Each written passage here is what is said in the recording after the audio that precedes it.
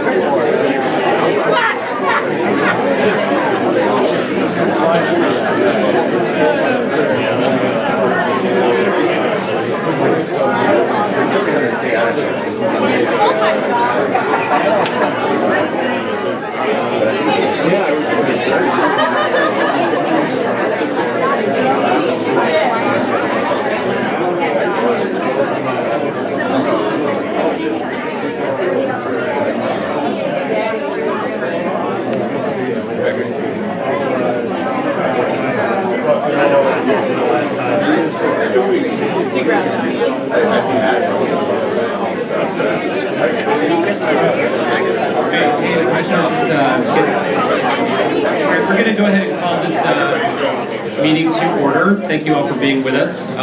We're going to have a quick review of the agenda before we call the meeting formally to order. Just want to walk through the agenda and see if any of the commissioners have any questions about any items on the agenda. Start with the pledge, invocation, and ethics reminder. Are there any items on the consent agenda that any commissioners have questions about or wish to discuss? Mr. Chairman, one item on there is Can't hear you. the resolution declaring intent to close a portion of Hilltop Road. I'd recommend that that be withdrawn so that we have a little bit of legalities of that matter. All right.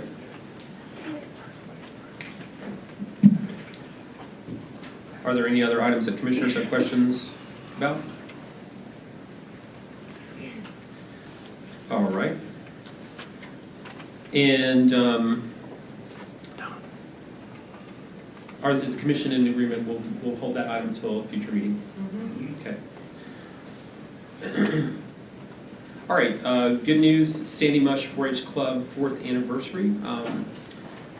Commissioner Belcher will present this item. We've got some folks here to accept it. Then the next item on the agenda is the Legislative Review Committee to study rates and transfer public enterprises.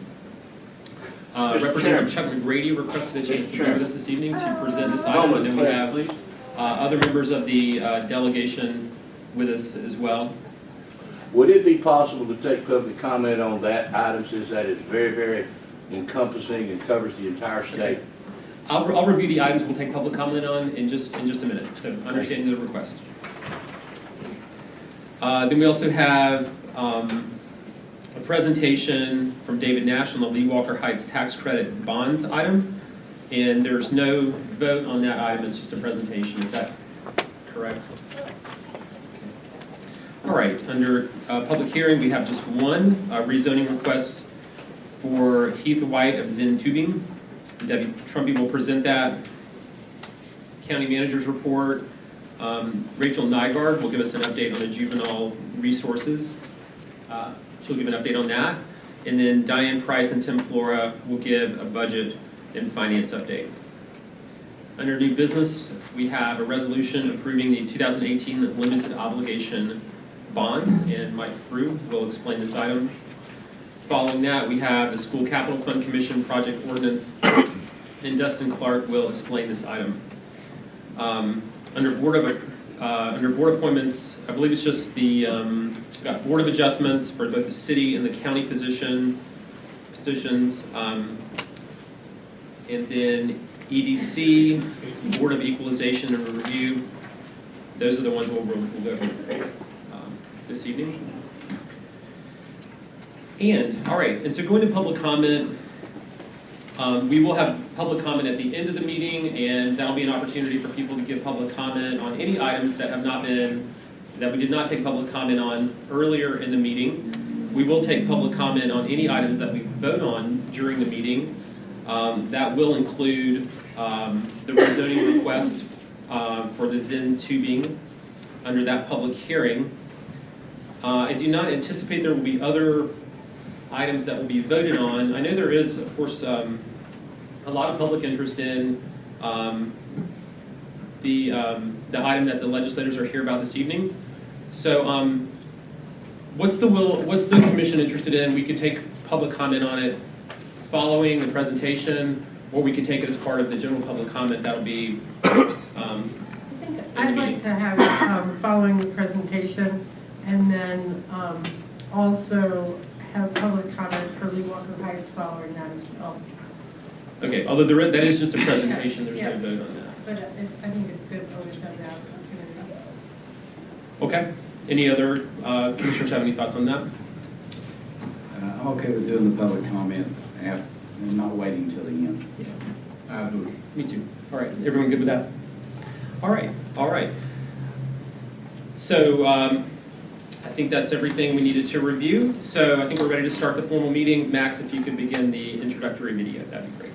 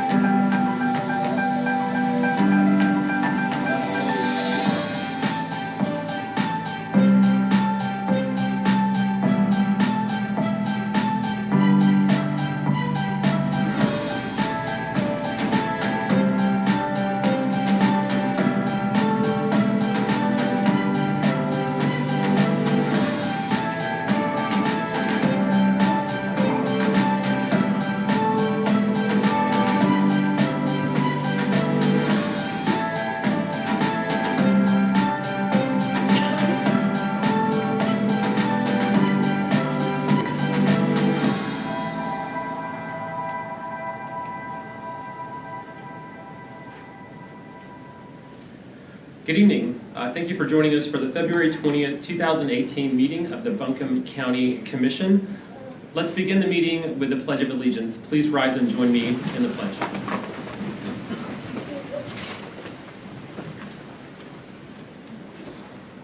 Allegiance to the flag of the United States of America and to the republic for which it stands, one nation, under God, indivisible, with liberty and justice for all.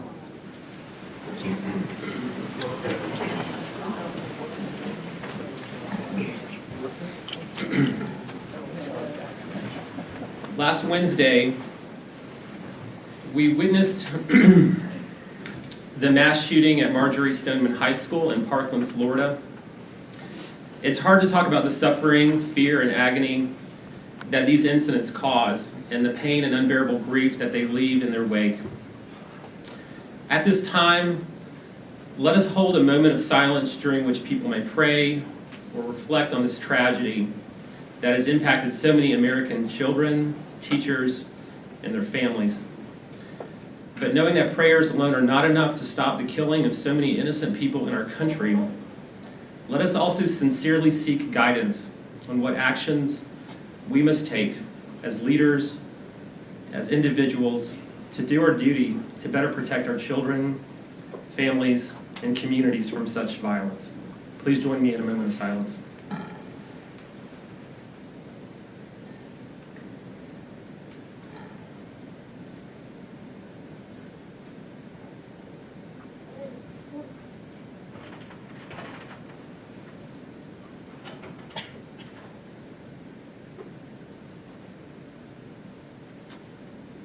Thank you. As we begin the meeting, I'd like to ask everyone who has a cell phone to please silence it or turn it off. I'd like to recognize some of the other elected officials that we have with us this evening. Representative Chuck McGrady, thank you for being with us. We also have, I think, all the members of the Buncombe County delegation, but for one with us, Representative Brian Turner, Representative Susan Fisher, Senator Terry Van Dyne, I think are all with us today, so thank you all for being with us. We appreciate, and Representative John Ager, how did I miss you? Thank you all for being with us, and thank you all for your service to the people of Buncombe County and Western North Carolina and the state of North Carolina. You know, we just drive downtown Asheville and we get to do this, and you guys have to drive all the way to Raleigh just about every week to do your job, so we are very indebted to you for your service. Thank you. I also know that Tom Hardy from MSD is here with us as well. Thank you, Tom, for being with us, and thanks for your great work at MSD. And thank you all for being with us this evening as well. Let me read the ethics reminder to the board. In accordance with the Code of Ethics adopted by the board, all county commissioners have a duty to obey all applicable laws regarding official actions, to uphold the integrity and independence of the office, to avoid impropriety in the exercise of official duties, to faithfully perform the duties of the office, and to conduct the affairs of the governing board in an open and public manner. Is there any item on the agenda, the outcome of which will have a direct, substantial, and readily identifiable financial impact for any board member? Also, does any board member have a financial interest in any public contract coming before the board today? Seeing none, all board members have a duty and obligation to vote on each matter that is voted on by the board this evening. I also want to recognize our clerk of court, Steve Cogburn, who is also here with us as well. Steve, thanks for your great work. And also Leanne Milton is with us. So, and let me just ask, have I missed any other elected officials who are with us? Okay. Is there an election or something going on? Brandon, you got Pat Brown on the school board. All right, they just keep coming. Keith Young, city council member, and I'm sorry, who else? Pat from the school board's here? Pat Bryan, good to see you. All right, thank you. Thank you for working on the school board. All right, it's great. Okay, let's move on to the consent agenda. But for the Hilltop Road item, which we're going to defer to a future meeting, are there any other items that people want to discuss on the consent agenda? If not, is there a motion to approve the consent agenda and follow the remainder of the agenda? All in favor, please say aye. Aye. Any opposed? All right, under good news, we have the Sandy Mush 4-H Club 4th anniversary, and Commissioner Belcher is going to help present this item, and we have Jackie Gillespie from Sandy Mush here to accept this. Please come on up, and if there's anybody else who you'd like to have, bring them all up.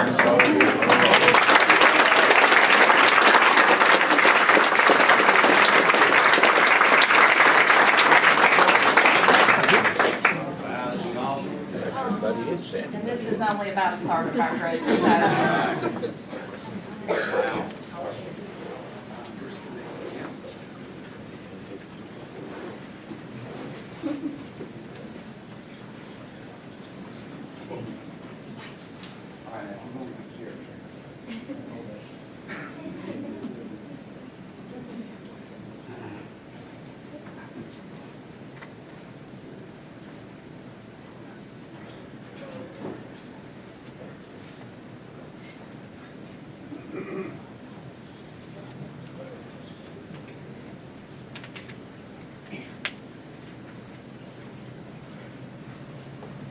So I get a mic out here now. Okay, that's pretty cool. So I'm gonna steal that from you for just a minute. I know Miss Gillespie back here, and some of these kids, I've seen them out at the Lester Community Center, but let me get over here where I can talk to you guys.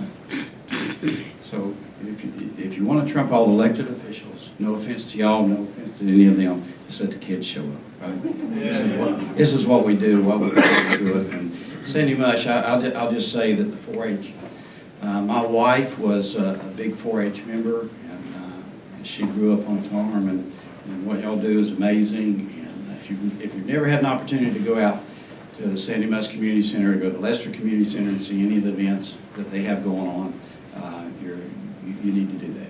It's just a great place to go, and they do a wonderful job. But this is for a milestone, and I'm going to read this, and then I'm going to see if Miss Jackie has any comments. We would love to hear from you and to tell us what's been going on and with 4-H. But this is for 40 years of service. The Sandy Mush 4-H Club, on behalf of the citizens of Buncombe County, this board expresses its sincere appreciation and support for the Sandy Mush 4-H Club on the occasion of its 40th anniversary. We commend you for empowering our young people with hands-on projects in health, science, agriculture, and citizenship since 1978. You have truly made this community a better place to live, and we honor and thank you and wish you many more years of success. This, the 20th day of February 2018, Buncombe County Board of Commissioners, signed by the chairman as well as all the other commissioners. So thank you. Give them another big hand. I'm going to let Miss Jackie tell us what's going on.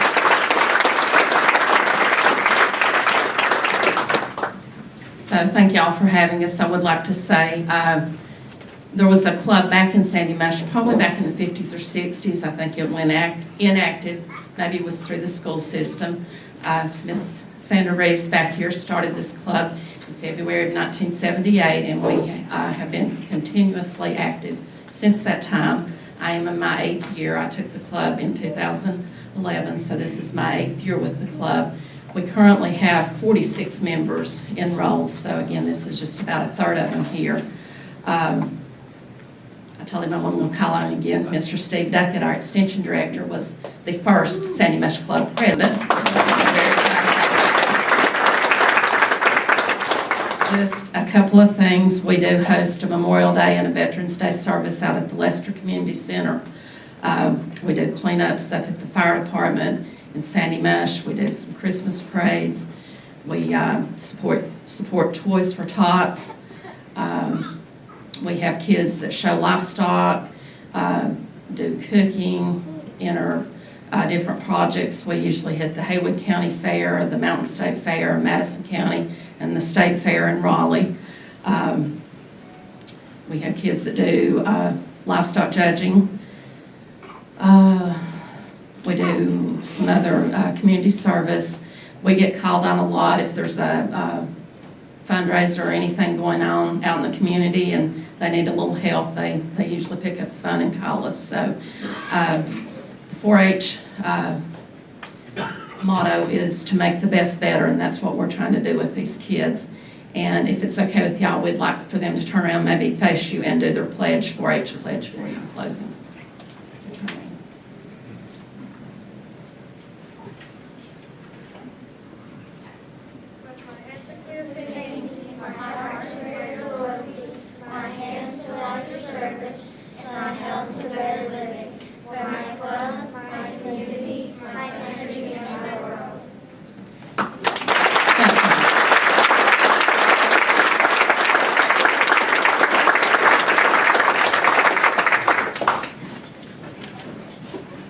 Thank you, guys.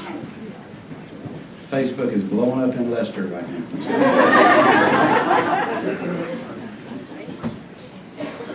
All right. Thank you. All right. The next item on our agenda is the Legislative Review Committee to study rates and transfer public enterprises. And Commissioner Doug McGrady, yeah, feel free to join us up here. And thank you for coming to talk to us about this item this evening. Again, thank you to all the members of the North Carolina delegation that are with us as well for your work and for your time this evening. Thank you, Mr. Chairman, Commissioners. I really appreciate the opportunity to be here. Originally, I wasn't actually going to try to come before your commission, since Buncombe County is only indirectly involved in the water and sewer business. However, a recent decision at the MSD board to turn down Henderson County's application to join MSD suggested I probably ought to talk to you also. 7 years ago, I was a county commissioner, and I guess I served with Chairman Newman in different capacities over a long period of time. For those that don't know my background, well, I presently represent most of Henderson County and chair the Budget Committee and the Alcoholic Beverage Commission and the Environmental Review Commission. Before that, I was a Henderson County Commissioner, councilman in Flat Rock, lawyer by training, and ran a summer camp for kids here. I also was the executive director of a little nonprofit environmental organization, and that's when Chairman Newman and I were working on water and sewer issues, I think about 25 years ago. Anyway, I'm glad to be here. I get kidded a lot at the General Assembly by my colleagues because they keep telling me I keep acting like I'm a county commissioner or a city councilman. I've been received the top awards from both the League of Municipalities and the County Commissioners Association. I was County Commissioner of the Year in that association before I went to the General Assembly. So I'm pretty firmly rooted in local government, and I wish my colleagues, particularly those on my side of the aisle, sometimes paid a little more attention to that. Anyway, specifically what I wanted to talk to you about is the Legislative Study Committee that I chair, the Joint Committee to Study Rates and Transfers of Public Enterprises. This study committee started out as House Bill 718 related to rates and transfers. Essentially, it would have prohibited counties and cities from establishing differential rates for public enterprises without the approval of the local government commission. It would have also required public enterprise to be accounted for in a separate segregated fund. That bill morphed into just a study committee. I shared the charge of that committee with your chair and manager, and I'm assuming you have seen that. How did the study commission come about? It grew out of legislation dealing with the water system in Asheville. Without getting into the weeds, when the legislation was found to be unconstitutional, I initiated a process to try to resolve some long-standing issues between Henderson County and the city of Asheville. By bringing the parties together to talk, I hope to avoid the need for any other legislation. One of the issues was representation. Henderson County had no representation on MSD, and 40% of Asheville's water customers lie outside the city limits. Of course, as I quickly learned, nearly 70% of Hendersonville's water customers lie outside the Henderson County limits, city limits. Over the past year or so, I've worked with the county and the city, and my understanding is that at least at the lawyer level, the city and the county have come to an agreement to update the agreement that they already have in place. And we'll be I've already urged the Henderson City Council that I met with a week ago or so, and we'll be meeting with the Asheville City Council next week. And my hope is that we will hopefully put the water issue to bed as it relates to Henderson County and the city of Asheville simply by an agreement between the two entities. So while this study committee started out focused on Asheville and Western North Carolina, it really is addressing a broader issue, and let me try to paint that picture for you. Many of the sewer and water systems across the state became municipal systems because they were originally part of a mill town, and the mill put in the water and the sewer, and then it became a municipal system, and then unfortunately in a lot of cases that mill closed down. The water and sewer systems oftentimes, frankly, were not sustainable in their fashion, in the way they worked. And what surprised me actually a little bit was I had both, when I put forward the study, I had both the Department of Environmental Quality and the Treasurer's Office come to me and say, you've hit upon a huge issue here. From the Treasurer's Office side, that's the local government commission side, they were concerned just about the finances. Some of these systems are not sustainable. They're not all mill towns. They estimate that somewhere between 30 and 60 municipalities across the state and county across the state are functionally bankrupt because of their water and sewer systems. And what's happened in part in some places is that in an effort to save it, these local governments have started extending their water lines, charging differential rates, and then using the money to upgrade their water system or to run their city or county. And from the treasurer's side, that just wasn't something financially that's responsible. My background is in environmental protection. DEQ came to me also. And their issue was that these systems are not sustainable. And periodically they fail. And suddenly the state has to come in and put a few $100,000 to deal with the issue at hand. But it's just a Band-Aid. The system is not sustainable. And so both of these state government departments have basically said, can we create some incentives or even some sticks to cause some of these things to merge together? We need more regional water and sewer. And so that's really what we're about. I expect we'll have a few meetings this spring. We actually had our first meeting about a week ago or so. The first two meetings will probably be educational because enterprise funds are really tough and there's a lot of different types of them, and our mandate is rather broad. But we'll move from educational at some point to making some recommendations. I don't anticipate any action of any sort in the short session. We're really setting up, for the long session. I will be working with the County Commissioners Association, and all I'd urge you to do is stay attentive, and if you've got any concerns, although I don't believe this will affect Buncombe County or the city of Asheville, at least I'm not aware of it. The one issue we do have out there is the representation issue of some sort, and we're bringing in the School of Government and looking at other states and figuring out is there ways to address that.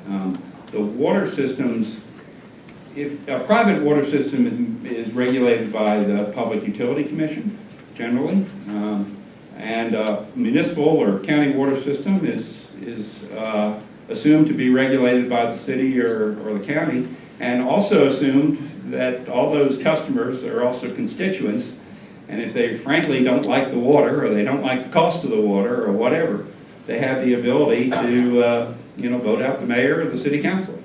Well, the problem is, and let's pick on Hendersonville, 70% of Hendersonville's customers are outside the municipal boundaries. In other words, those customers have no recourse if they don't like what's happening. And so I don't know what the answer to that question is. We're going to look at it. I don't know what's going forward. As I indicated, the recent MSD vote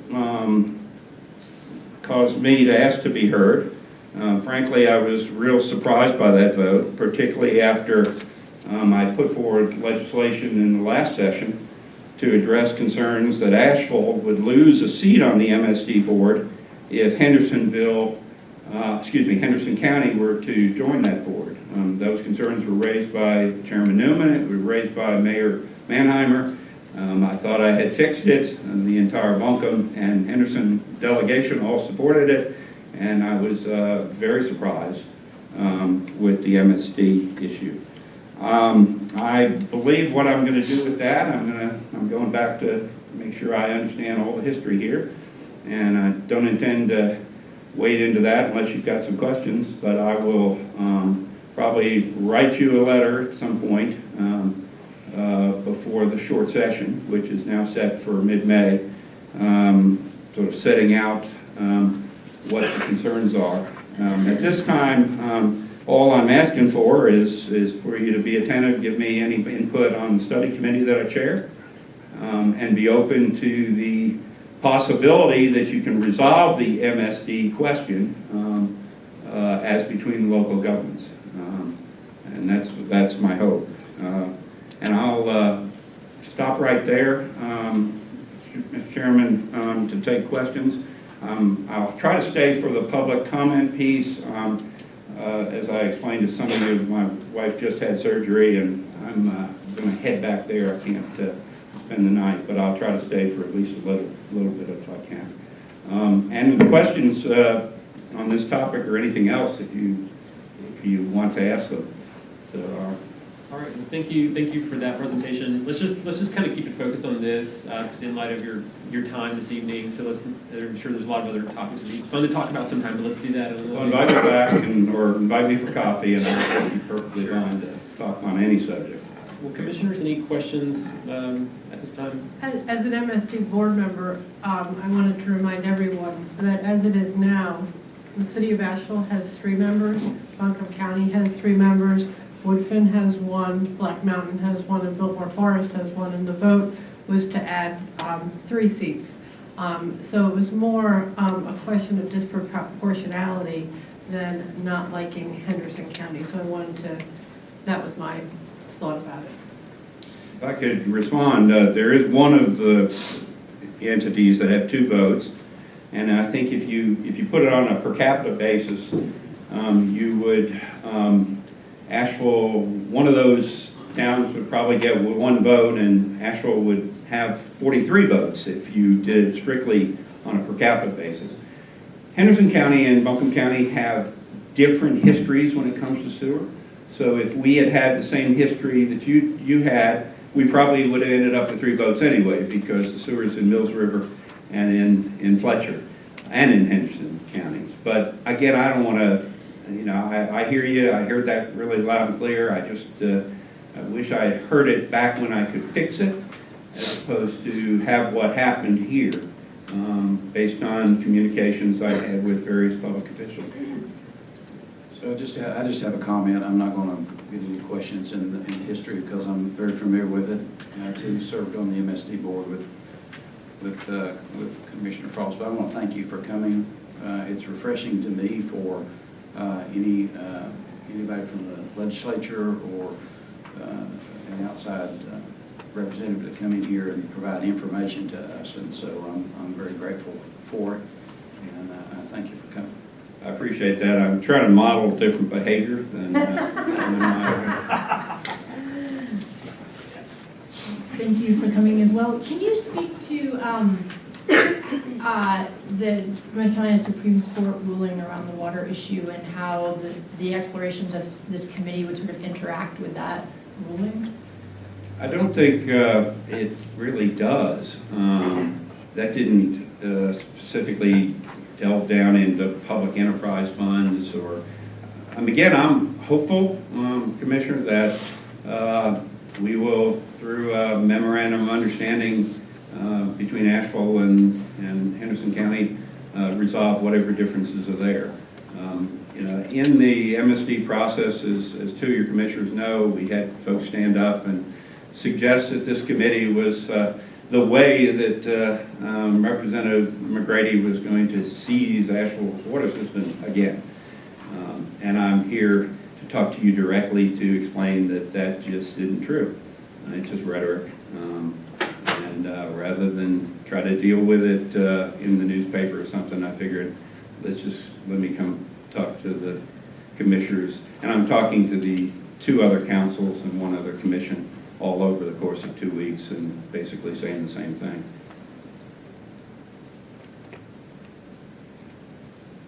Thank you for your comment. Any other questions from the commission? All right, Representative McGrady, thank you again. I guess at this time, I'd just like to ask if any of our other elected officials who are here, thank you for taking time. If any of you have any questions or comments, I'd just invite you to feel free to share them now. If you don't, that's fine too. All right. And again, Representative McGrady, thank you for being here. I understand that you need to get home pretty soon, but I will open it up. If there's any other members of the public who have questions or comments, we will take them now. Mr. Yelton, yes.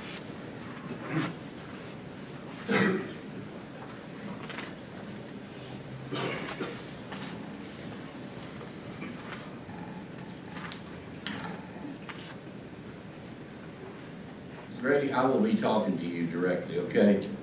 Later on, I'm not gonna spend time here. As far as I'm concerned, you need to go be with your wife. I'm gonna make some general comments, because in 1976, I worked for Atlantic Sky Regional Council. I was here when MSD was formed. I've watched the MSD take over sewer lines that were all to pieces and full of crap, because the local politicians in this area wouldn't handle them. The human waste and everything in Asheville, including the stormwater from the top of the mountains to the streets and from basements and buildings, was running straight into the French Broad River. They've done a good job, but they have taxing power. And they've used that very good so far. And they had to do it, because they had to map the lines. They didn't know where the lines were at. Now, we all know the problem between Hendersonville and Asheville. It was because Asheville promised Hendersonville a long time ago, you can build a wastewater treatment plant here downstream, because guess what? Crap goes downhill. And the guy at the bottom catches it. And all of a sudden, Asheville backed out of that deal, and that's the very property that you all are having to deal with now and trying to sell. And that's the hard feelings that's there. So that's what you're trying to overcome. I would like to spend some time with you, because I can show you how you can make your charges for sewer and water completely engineeringly correct and proper. You have a fixed cost of every system. You also have a cost of pumping or bringing the sewer to the plant. You also have a cost of pump stations. So you figure that cost, and you make your charge for that water or for getting that crap to the wastewater treatment plant based upon actual experience and actual cost. It can be done. I've made presentations about this in front of engineers. It's a simple matter of calculation.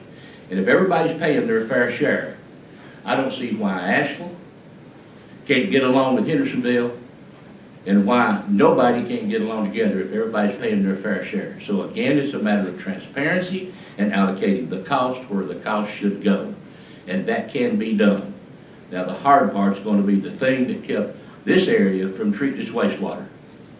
And the same thing that kept us from consolidating the water and the sewer using the same equipment and cutting the cost of operation, which can be done.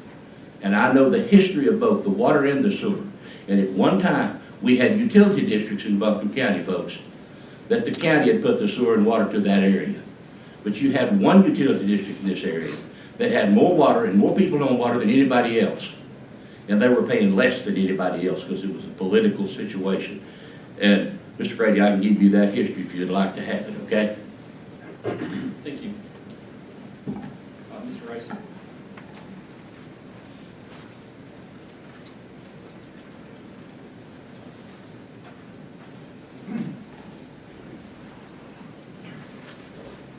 Thank you, Mr. Chairman, members of the board. One thing about Grady today, he don't get to hear from people like us down there. We can't come and chew on his ear like we do you. So that's the difference. Young's got your feet on the ground. Young's like the Marines. You can smile today if you like. I mean, you know, you don't like that frown. You might be doing a frown after I get through. We have heard what we've heard Mr. Grady say, the nuclear option. We have heard it today. Now I want to explain something. The wells at a private home, look out.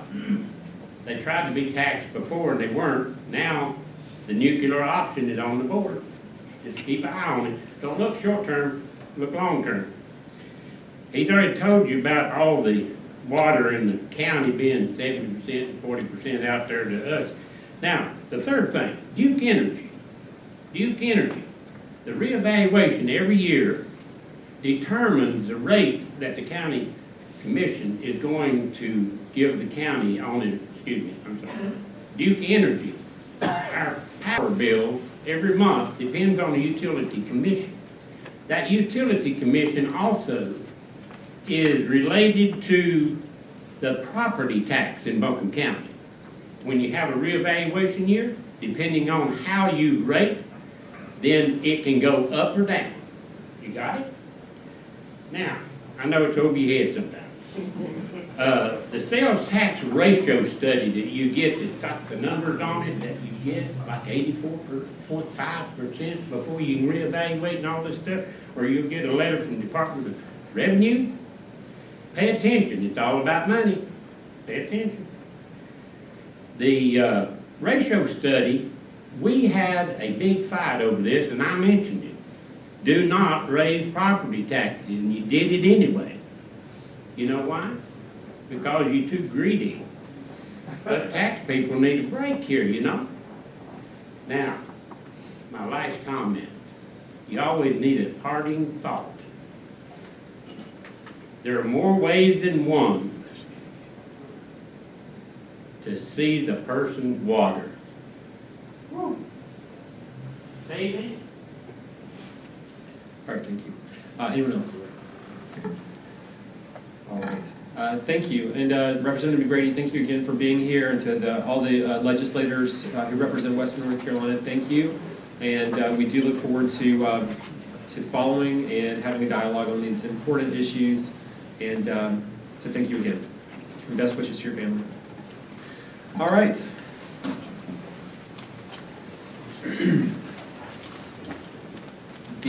Our agenda is the Lee Walker Heights tax credit bonds. And we have David Nash here to talk to us about that. Thank you for being with us. Thank you, Mr. Chairman. Members of the commission, I'm here with Dean Bell and Scott Dedman. We got the big guys here tonight because everybody else is back at the office working. But we're happy to be here and happy to announce, if you haven't already read it in the paper, that we did get a tax exempt bond and 4% tax credit award from the State Housing Finance Agency. So we have the second major portion of our funding for the project in place. The first major portion was the local funding that's being provided by you and by the City Council, and we thank you very much for that, and by the Housing Authority. The tax credits are a piece of it, and then there will be a mortgage loan on the property that's paid from the revenue of the property, and that's the next step as we go forward. The tax credits were the big competitive process that we needed to go through, and they will fund, we estimate, about $12 million of the total project cost, so about 1/3 of it. I don't know if Crystal Reed is able to come tonight.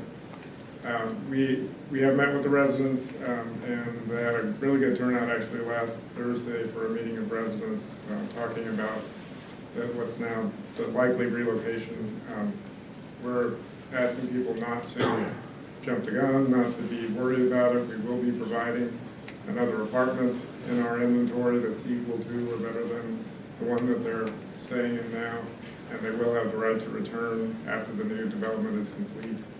The relocation will probably start sometime this summer, although we are having, last Thursday was an information session, and we are having an open house with Mountain Housing Opportunities property management firm in mid-March for the residents who are interested in possibly moving to a mountain housing development to get more information about that. We've also been working with the designers and construction. Of course, costs of construction are going up and interest rates are going up, so we're having to make everything fit within the budget. But the designers came late last fall and presented a video presentation of what the new apartments will look like to the residents and to the Housing Authority Board, and I think Max has that video here. We'll let it kind of flow through one time, and then maybe go back and pause. It starts at the south end of the site. These are the 2- and 3-story buildings that the residents had requested. They're around a sort of central lawn area with a playground.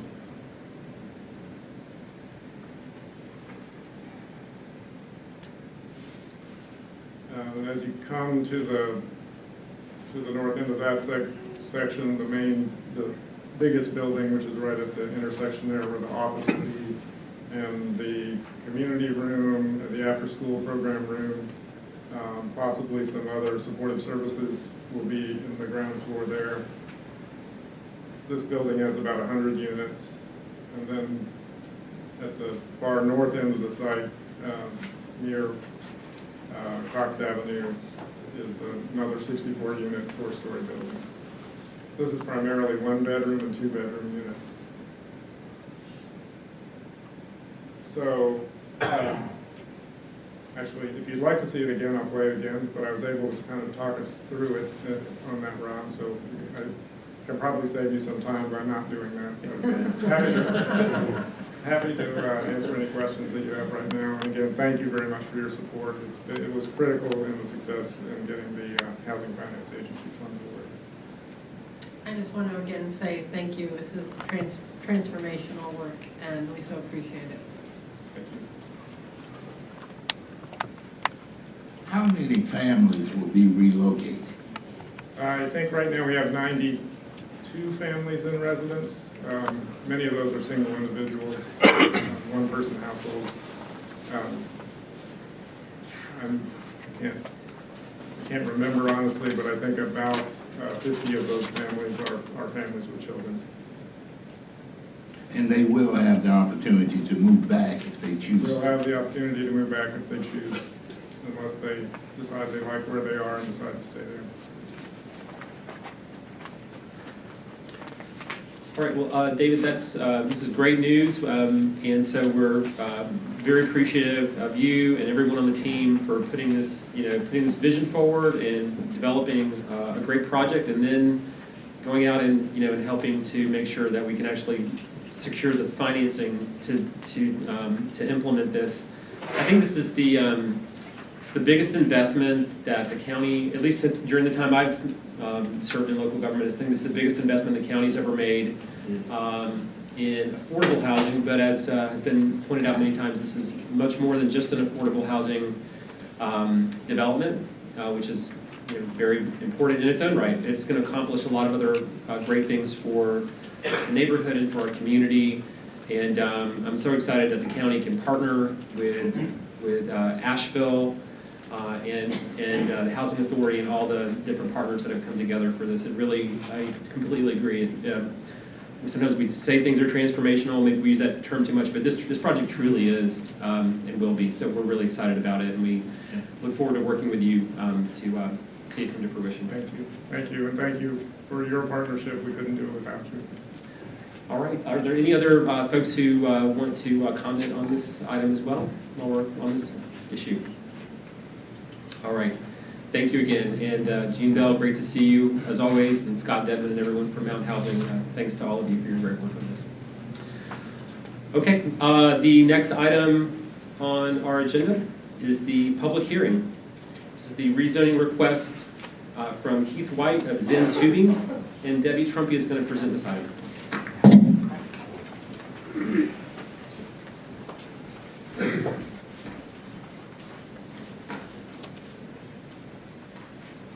Chair Newman, actually Nathan Pennington, interim planning director. I think there's actually going to be a request. The attorney for the applicant is here to request a continuance. I'll just let her speak to you guys about that. Okay.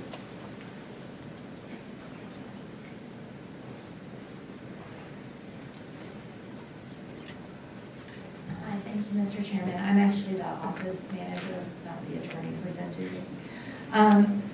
Mr. White sends his apologies. Last week, a personal matter came up which called him out of town this week.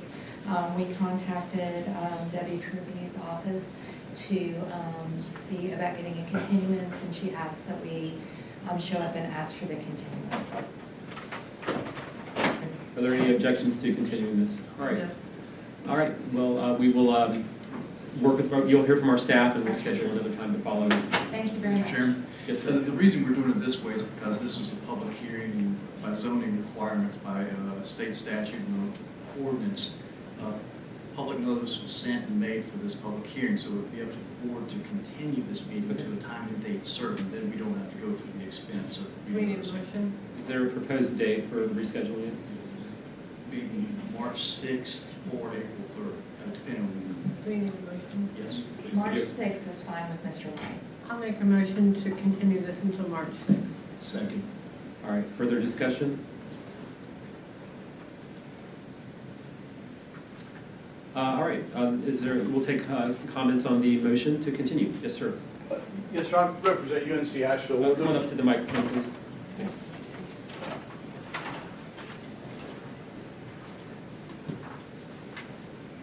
Thank you, Mr. Chair. I represent David Todd, and I represent UNC Asheville. Is there an opportunity for public comment now, or would that be pushed until a continuance? You may comment now. Thank you. Would you like me to do that now? Yes. Thank you.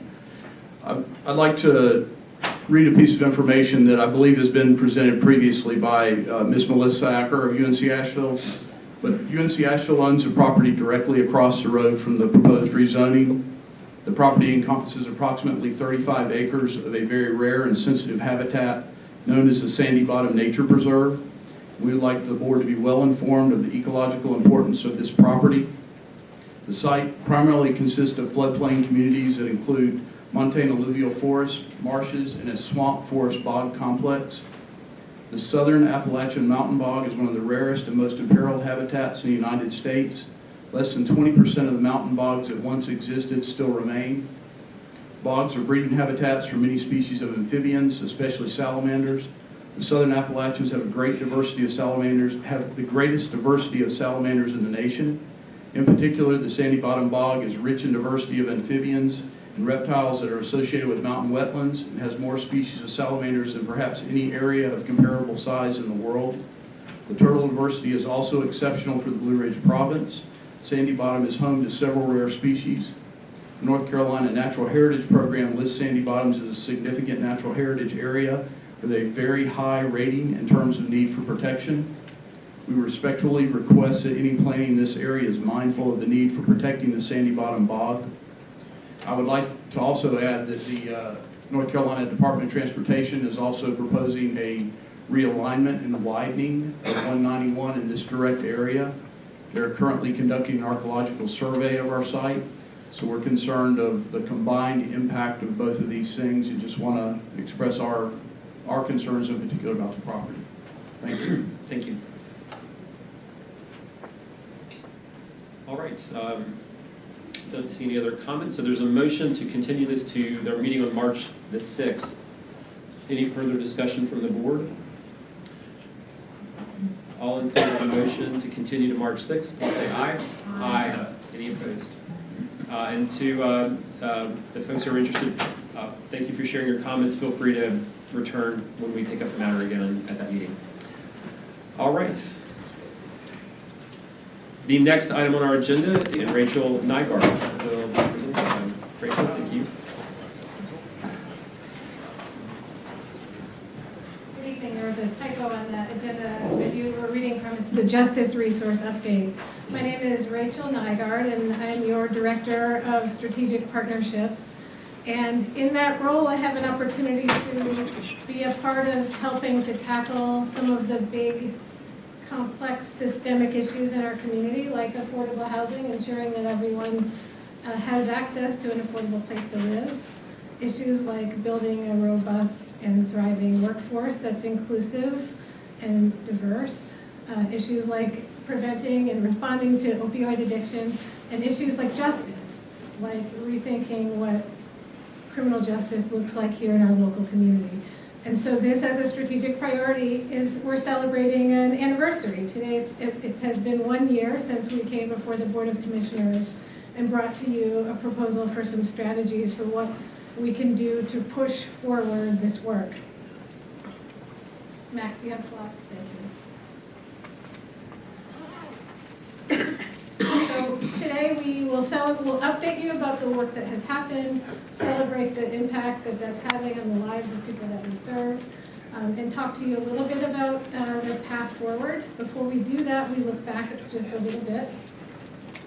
We came before you a year ago and talked to you about pressures in the system, experiencing increases in the number of people that are in our local county detention facility, and drivers, like the number of women who are involved in the criminal justice system, people impacted by mental illness and by substance use, really driving those numbers.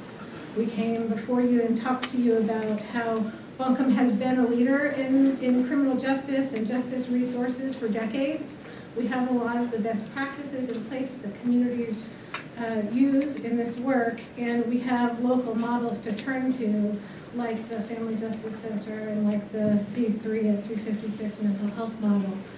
While we are a leader, we still have a system that has a need for more coordination, more effective coordination across those silos, and our system has some gaps. And so we brought to you a strategy that had several components to continually prioritize public safety, holding people accountable and keeping the community safe, while implementing approaches that help address the underlying needs that motivate people to get involved in the criminal justice system, the poverty, the substance abuse, the trauma, and other impacts. So we brought to you a proposal to formalize some coordination, invest in a justice resource coordinator, establish a justice resource advisory council, fill in with some programs and some infrastructure support, and we'll dig into some of those in just a second. Before we do that, just reminding that we continue to be thankful for the Board of Commissioners' support keeping this as a priority. In December, you voted against 7-0 to keep this as a strategic policy issue for the board going forward, and so we thank you for that. I am going to turn the microphone over to Tiffany Hanacho, who, when we left here on February 21st, 2017, one of our first items of business was going to those national models and pulling up job descriptions for justice resource coordinators and getting that job posting. And it's been a journey, and we're glad to have Tiffany here at the helm, and who will give us an update. Good evening, Chair, Commissioners. It's a pleasure to be here on this year anniversary, and I'll just talk briefly about the work that we've been doing, the formation of the Justice Resource Advisory Council. You all were privy to the opening, and so glad that you were there for the Justice Resource Center to talk about the work we've been doing at the center, the improvements and enhancements made to pretrial services, and how we looked at case processing to help move cases along through the criminal justice system to reduce those times that people are waiting trial and to reduce some of the length of stays in the detention center. So our Justice Resource Advisory Council meets monthly, and they've been hard at work to look at best practices and find ways that are effective and efficient when we think about improving our criminal justice system. Our representation of the council consists of our resident Superior Court Judge, our Chief District Court Judge, representatives from our law enforcement agencies, Buncombe County Sheriff Department and APD, Clerk of Court who's with us today, Chief Magistrate, our District Attorney, Public Defender. We have representatives from North Carolina Division of, or Department of Public Safety, Community Supervision, and Juvenile Justice. We have representatives from our local defense bar and regional mental health and substance abuse and disability managed care system or organization VIA. We also have representation, just want to make sure I don't miss anybody, from our Buncombe County departments such as the County Manager's Office, Pretrial Services, Performance Management, and the Bureau of Identification. So they're coming together monthly to talk about how we can make our system better. And one of those things was getting the Justice Resource Center up and running. And as Rachel shared with you kind of the timeline of where we are today, is getting that center up and running, using best practices, having kind of that same model that we use from the Family Justice Center, is having multiple partners in one location, providing an array of services, including connecting people to resources, being able to offer free diversion programs, and even connecting those who are returning to our community from incarceration from our state prisons back into our community, connecting them with housing, education, employment, and transportation. All of these efforts are to try to reduce people's contact with the criminal justice system and give them a more self-sufficient and sustaining life while rethinking and motivating change in their behavior. So since our opening, we've served nearly 400 individuals, and I had kind of talked to the staff, many of whom are with us today, about what is something that you would want the commissioners to hear about our success. And they all started giving stories about the people that we're impacting. And I said to myself, wow, that's 400 people or 400 stories that we can tell the commissioners. And it's unique because we're at one central location, and amongst all of the feedback I got, people felt that this was a safe place. This is the first time they can walk through the courthouse and have less anxiety and probably have more of an outlook for their future, because They might come up and be referred through their probation officer to help connect them with housing. Then our case managers, I believe Kendra's here with us, can help link them with housing, but they might be talking about, dang, I don't know where my next meal is coming from. I'm working third shift and I don't make a livable wage. And so Kendra can say, hey, I have someone, maybe you can meet Elizabeth, who's our income maintenance caseworker. She can do a food stamp application. We can see if you're eligible. So we're getting expedited applications through for our clients. They also can connect with AB Tech, who's on site. And actually one client in particular, he came through and he was talking about that third shift job. So our person that works with AB Tech, Philip, who cannot be with us today, but Shelly is representing AB Tech. He got them enrolled in the CDL, so he's working through his class to become a truck driver. And during that time period of him securing that course, he was able to get a job working first shift and getting a livable wage. So these are some of the lives that we're impacting. And as you can see, we are steadily increasing the amount of clients that we're serving. As it relates to pretrial services, thanks to your investment, we're able to hire, pretrial was able to hire 3 additional case managers and increase their units as it relates to electronic monitoring. Why is that so important is because these individuals are awaiting trial. They can do so safely in our communities, still maintaining their jobs and contacts with their family. And we do have a sense of safety with measures for those high-risk needs individuals. As we look at jail reduction strategies and how to effectively manage our jail populations, the court may use electronic monitoring more as a tool, and even so, using pretrial services to be that connection in the community for supervision. And I believe over the past year or so, pretrial has seen an increase in the amount of cases assigned to them. So pretrial, during this year, they were also able to leverage outside resources. They were awarded a safety and justice grant through the MacArthur Foundation. And this was specifically for working with those domestic violence defendants. And they developed a protocol with the help of our court partners and our members with the Coordinated Community Response for DP. So again, as we look for different strategies about managing our jail population and effectiveness of our criminal justice system, we're trying to link and connect with national partners and people who are doing this work across our country. And what's one thing that to highlight is we're one of 20 jurisdictions selected for this innovation grant across the country. As it relates to case processing, your investments went to jail-based prosecution, being able to put assistant district attorney and a victim witness legal assistant into the jail. And this really helps with case processing as it gives real-time interactions for those sitting in custody as they await trial. Their attorneys can talk to the district attorney about how to kind of move this case along. It actually replaced the current H&I felony plea calendar that was in process a while ago. And so the goal is within 7 days of an attorney's request to get a plea deal, this disposition can happen in Superior Court. So this happens about 80 times since the start of a jail-based prosecution. Back in October, I believe the Office of District Attorney and the partnership Buncombe County started a community access portal, and this was to kind of streamline and automate the court process. So essentially this reduces the time that a case is disposed of in court and giving the sheriff and the detention center the order or the court record to release the individual, because they're not going from office to office to office and then sending it over. So essentially this can happen over the weekend. They can dispose of the case. The detention facility gets that through electronic email or correspondence, and they can release that person from custody. So again, this has occurred over 300 times. And this is a great way to reduce that length of stay when it comes to disposition and how long they have to wait until they get released. So we've done a lot of work this year, but we still have a lot more to do. Our pretrial population is down roughly 8 to 9%, but our female in custody remains high.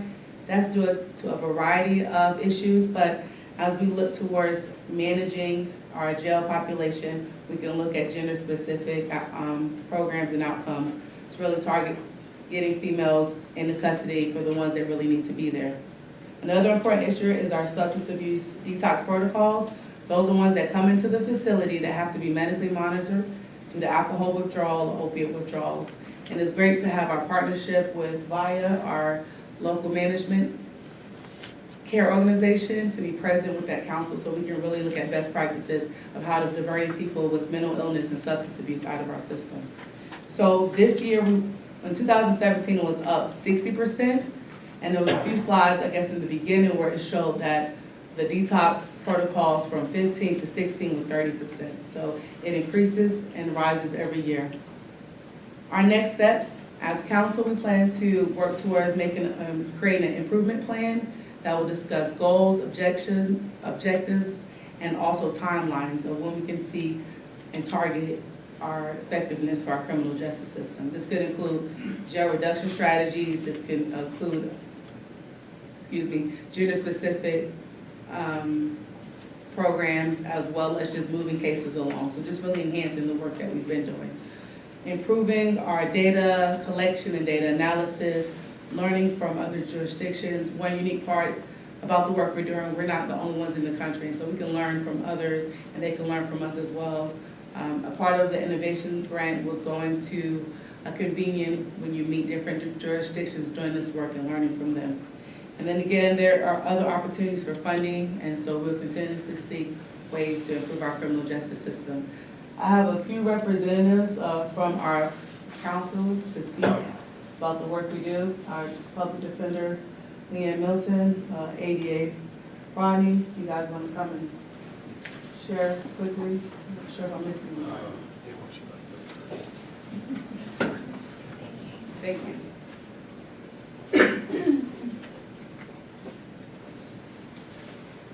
Good evening. I'm Leanne Melton, the Chief Public Defender for Buncombe County. Thank you for the opportunity to speak. On behalf of the Public Defender's Office, thank you for prioritizing issues regarding our criminal justice system. Mass incarceration in the United States is a serious problem. The United States has 5% of the world's population, but nearly 25% of its prisoners. Thank you for investing in solutions. Thank you for investing in treatment and resources that will help address issues that bring many individuals into our criminal justice system, specifically poverty, trauma, mental illness and substance use, and structural inequities. Thank you for your commitment to a diversion program that allows for equal access regardless of an individual's wealth. The Public Defender's Office shares in your commitment to partner in criminal justice goals like protecting public safety while helping people address their underlying needs that cause them to be justice involved. The Public Defender's Office is committed to data-driven, accountable, collaborative approaches to rethinking justice. Thank you again for your valuable investment in our criminal justice system.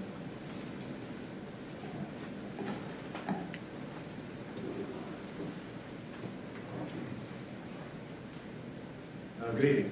My name is Rodney Hasty. I'm representing the District Attorney Todd Williams. He was unable to be here tonight, but he wanted me to send me over to be sure to tell you how much we appreciate the county's investment in the Justice Resource Center. One of the, in addition to just saying thank you, I think it's helpful to have an illustration, of exactly what we're talking about. I've practiced criminal law for 21 years now, it's hard to believe, on the prosecution side and on the defense side. And the state, the legislature comes up with the criminal law. And because it's applicable all through the state, it's very much a one-size-fits-all, way of addressing crime. I mean, it comes from the state level down, and it's the same for everyone. And one example that I wanted to use is, according to the legislature, possession of any amount of heroin is a felony.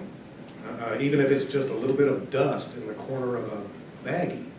A lot of people get charged with felonies for that. I mean, and just possessing that amount of heroin, and that's an operation of state law. That's not anything that we can change or do anything about. And I assign all of the felony cases in our office, and this is an example that I'm familiar with, is because that's where those cases collected.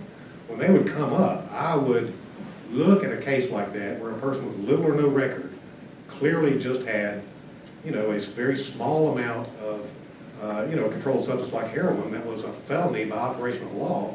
And my choice was whether to go ahead and assign it to one of the other assistant DAs to indict and prosecute, because that's what the state law provides for. That's what the one-size-fits-all approach provides for. And the reason that I wanted to use that example is because we would not have any other options were it not for the Justice Resource Council. This is what the JRC is for. It is for recognizing problems like that and then coming up with solutions that don't involve the state's one-size-fits-all approach. And now, for people that fit that category, they have a very small amount with very little record, it's a felony by operation of law, we now have a Sunrise diversion program that those people can go to and as they should, get help for their addiction problem. We would not have had that option before. We don't have it under the state, but we do have it now under the Justice Resource Center. And for those reasons, we just appreciate so much the investment of time and funds that the county has invested in this project. Thank you.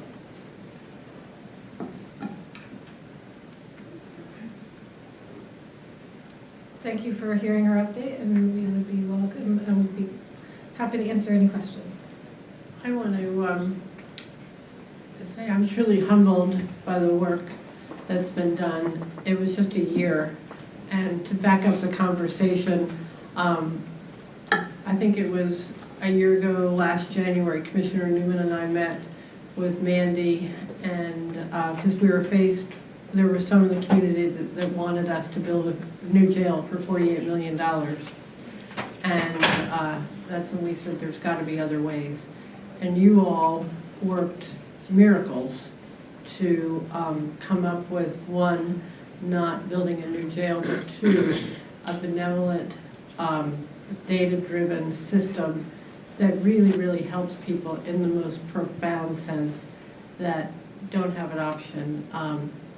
I think we can all agree that for somebody to be in jail because they don't have money is inequitable. And what you've done, the amount of work that you and Tiffany have done with this huge organization has been extraordinary. So I humbly thank you. I'd just like to chime in and express thanks to everyone also for showing up this evening. Y'all have done incredible work to translate what was on paper a year ago into living, breathing services, and really appreciate this opportunity to get updates about it. I think what I've heard folks across the Commission express is ensuring that everyone in Buncombe County has equal access to a justice system that treats them equitably and fairly, and that someone's income is not the differentiator between what their experience is like in that process. So we know it takes a tremendous amount of vision and moxie and hard work and long late nights to give lift to something like this that's as innovative as this. So thank you all very much for that hard work and for the really remarkable collaboration across a lot of different agencies and entities and parts of our judicial system. Thank you all. I want to remind everybody too, it was a 7-0 vote, and I don't think I was ever more proud of this commission than we had that 7-0 vote on this. And what I would like to say to add to it, to thank you, because me being one of the new commissioners on board, I was proud to walk into the work that you had already started, and just to be here to help close the deal, so to speak. But what I really hate is that because of the publicity we've been getting this year, what we should have on the front page of the paper every day is what you folks have done, because you're really making a difference in Buncombe County. And this is going to be something that will pay off for us for years to come. And it sure is a lot cheaper to fund what you're doing than $48 million for a new jail. That I question if we need any. We don't need it. I would never vote for that. But I want to thank you for what you do and keep up the good work. And like I said, we need to do a better job of letting the community know what you're doing and how quick. That's what surprised me, is how quick, how fast you've made the changes that we can see. Because I thought it would take a lot longer to get off the ground and what you're doing. But keep up the good work, and I pledge, as long as I'm on the commission, you will get the support you need, because we will all be fighting for it. And we have a team here that's backing, 7 votes started it, and you still have 7 votes today. I think I can comfortably say that for all of the team here, our commissioners. But I'd like to say again, thanks, and keep up the good work, and whatever you need from us, let us know. It's an honor and a privilege to be a part of. All right. Yeah, I want to thank you. I want to thank you also, and I want to echo Commissioner Whiteside and Frost that this was that these efforts are supported across the board. And I heard the term central location. It reminded me of the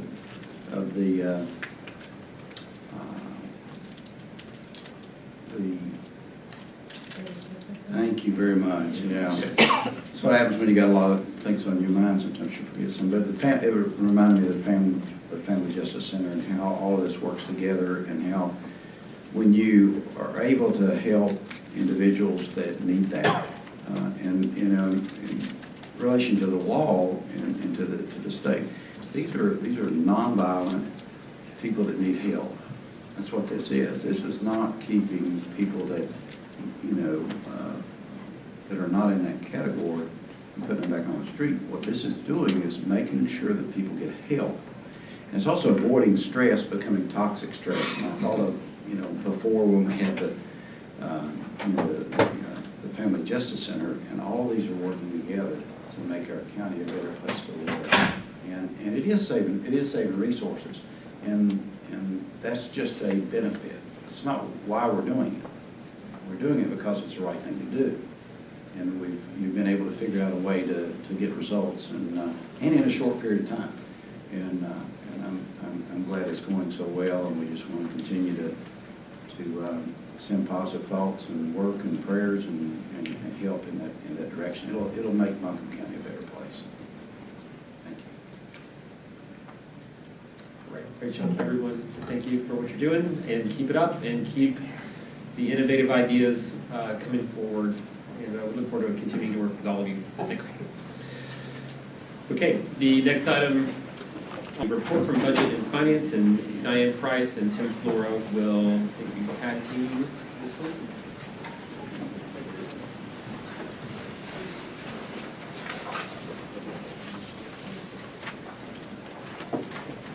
So Chairman, Vice Chair, Commissioners, back in October, I made a commitment to you and the public to start providing quarterly financial information.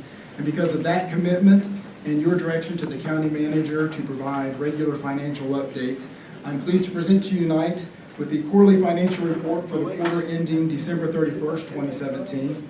I don't know, Max, if you've got the presentation, you probably want to see that as opposed to seeing me on the screen. And you can probably just go to the next slide. So this report is posted online for you and the public's viewing pleasure. It contains about 40 pages of exciting reading, facts and figures. No worries, tonight I will not read you this report.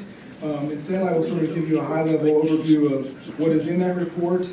There is a general fund budget versus actual with year-end projections. There's also a summary of major revenue sources, current net county cost projections, fund balance analysis, as well as information on debt and investments. Also in the back, you will find a summary of budget amendments to the general fund that you as the board approved since June. That sort of summarizes all of the budget amendments to the general fund to date. At this time, I want to thank Diane and her staff, and particularly my staff, for the ongoing efforts on this initiative. I have amazing staff who produce amazing product, and this is a testament to their commitment to the organization. And so with that, I'm going to hand it off to Diane, who's going to hit some of the highlights of the financial report. But I will say again that this report is posted online. It is on the finance page. We probably will make it available, probably a link from the budget page as well, and also probably from our transparency site. So I would encourage you all, when you get a chance, or the public when they get an opportunity, to peruse this. And certainly if there are any questions from you or the public at any time, we are certainly open to respond to those questions, but I will now turn it over to Diane to sort of give you some of the highlights of the budget aspect. Since this is the first time we've done a budget actual presentation to the board, I did just want to briefly go over like when and how we do that. So for the first 3 months of the fiscal year, we're actually still projecting the prior fiscal year because we still get revenues through September. So we actually start in this fiscal year after the first quarter closes. So while we're continually monitoring the budget from July 1st on, once we start the projection, we look at historical trends. We really rely heavily on our subject matter experts in the departments. And then once we get to June, when we're a little closer to the fiscal year ending, we actually start doing weekly projections. So I think you have the, you put the revenue slide up. Thank you. So everything you see here is a snapshot as of December 31st. Revenues are shown in the functional level you're familiar with, how we adopt the budget. And then the columns across, you'll see the original adopted budget's amounts, then the amended budget as it stood at December 31st, the actuals we had received at that point in time, and then that last column there, the year-end projected actual. So items to note, ad valorem revenues, as you would expect at the end of December, that's the bulk of what we've received so far, about 75% of our budget. Another item of interest, if you look at the restricted intergovernmental line, you'll see it looks like we're going to be way short of revenue, like over $10 million. That's kind of an anomaly this year because when we budgeted in human services child care subsidy revenues, we didn't really know when NC Fast was going to go live with paying child care providers directly, so we have that in the budget, but they have now taken it over, so you'll see we're going to be short about $9.3 million of revenue, but it's 100% tied to expenditures, so we're also going to save the same amount on the expenditure side, so you'll see that. So here's the expenditures, and as we did with revenues, it's got the functional budgets, same thing across, and if you look at the human services line, just like we talked about, projected to be way under because we're not going to have that expense. I will say that it's very unusual after 6 months of budget activity, the amended budget is actually lower than the adopted budget, and I think that was due to the board action of reducing the economic development incentive budget earlier this year. So just to kind of summarize those two things together, you can see there the original budget was, which is also the adopted budget, $330.7 million in expenditures, $315.3 million in revenues, so that left us a gap to fill with fund balance of $15.3 million. So that has dropped some with the amended budget, again with the economic development incentive reduction, 14.2. Then in the bottom, if you look at the projected year end as it stands as of December 31st, we're anticipating $307.1 million in expenditures, a little less than that, 306.8 in revenue. So at this point, we're expecting to spend about $251,000 of fund balance. But it is so very, very early, and you'd expect this to change. You know, we could run it probably every week and have a different number because there's so many variables.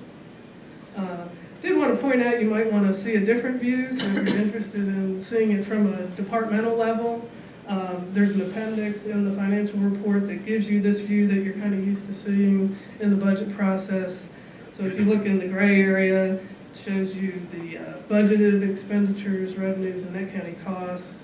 And then over in the blue shows you what we're projecting for the actuals. So shows you a little more granular detail on how we got to that number. And I'm happy to answer any questions you might have. Appreciate the opportunity to provide that update. Thank you. Right. Thank you, Diane and Tim, very much. Obviously, a lot of data here, so thank you for providing that. I would also just share for folks who might be really interested in this, the County Commission is holding a series of budget work sessions. We had one last Tuesday where, we're spending a lot of time delving into all of this data in a lot more detail. So if that's something you're interested in, feel free to attend our upcoming budget work sessions that we'll be having monthly. And maybe could you just comment a little bit more about where people, in addition to the information that's on the county website for this agenda item, where else can folks get more information on the county's financial status and, where we are in the year, things like that? Sure. So I think Tim mentioned this quarterly report is new. We'll have that out there multiple places, the finance website. If you go to the main site, budget, there's a transparency link from the main page. It'll be there as well. And then we both, if somebody wants to see like popular annual financial reports, which are kind of a more condensed version of our big CAFR financial report, they can find that on the website under finance. And budget kind of has, sister documents of the budget in brief, in addition to a large budget document. And then I think we have the work session scheduled is on the commissioner's page. So if anybody's interested in attending those, that gives the agenda for what's upcoming. Great, thank you. All right. There's no other comments? I've got a couple. So I'm just thinking about, we just had our work session, right? And we were looking at all this information. And so when is the next work session on the budget? March, we have Greg Israel will be reporting on fleet replacement and the AV-Tech capital plan. And then we have the county capital plan in April, I think. So March 13th is our next. It's March 13th. Okay, that's the same day we're doing the joint meeting with the Asheville City Council. It's the 20th, I'm sorry, Okay. you changed it because of the joint meeting. The March one is the 20th, and it deals with capital, AV-Tech. We've one in April that deals with development and some of what's driving development, also maps infrastructure in the community, everything from public utilities to water to roads, and how that's going to help inform you as you make decisions about development. And then you have one in May with the 2 school systems in AV-Tech focused on education. Okay, so this is a lot of information. And there are some people in the public that would want to just dig in and read it all. I would like to suggest that as you give these reports, we spend a little bit more time on them in here. That there's a little bit more in-depth explanation. And because it's very good information, I think that people, you can pick some of the slides and go more in depth on those. And the other thing is that we have discussed in our work sessions the fund balance. That's one of the things that we've discussed. So, I would like to see us, when you come back and talk to us, I would like to hear, okay, well, here's some thoughts on the fund balance. Here's what we could do. Here's how it would look. And we've also had discussion, around the tax rate, and how that would look. And so, if we're either going to be able to discuss it in here, and I don't want us doing it in the last, budget session, but we need to have those, provide that information and discussion not only for us, but for the public as well. Does that make sense? So it's good information, and y'all do a really good job of explaining it. I just think I will say, from the last work session that we did, we had that discussion on the fund balance stuff and some of the budget questions that you all are brought up, and we, as a staff, we are addressing the questions that you had from that work session. Sure.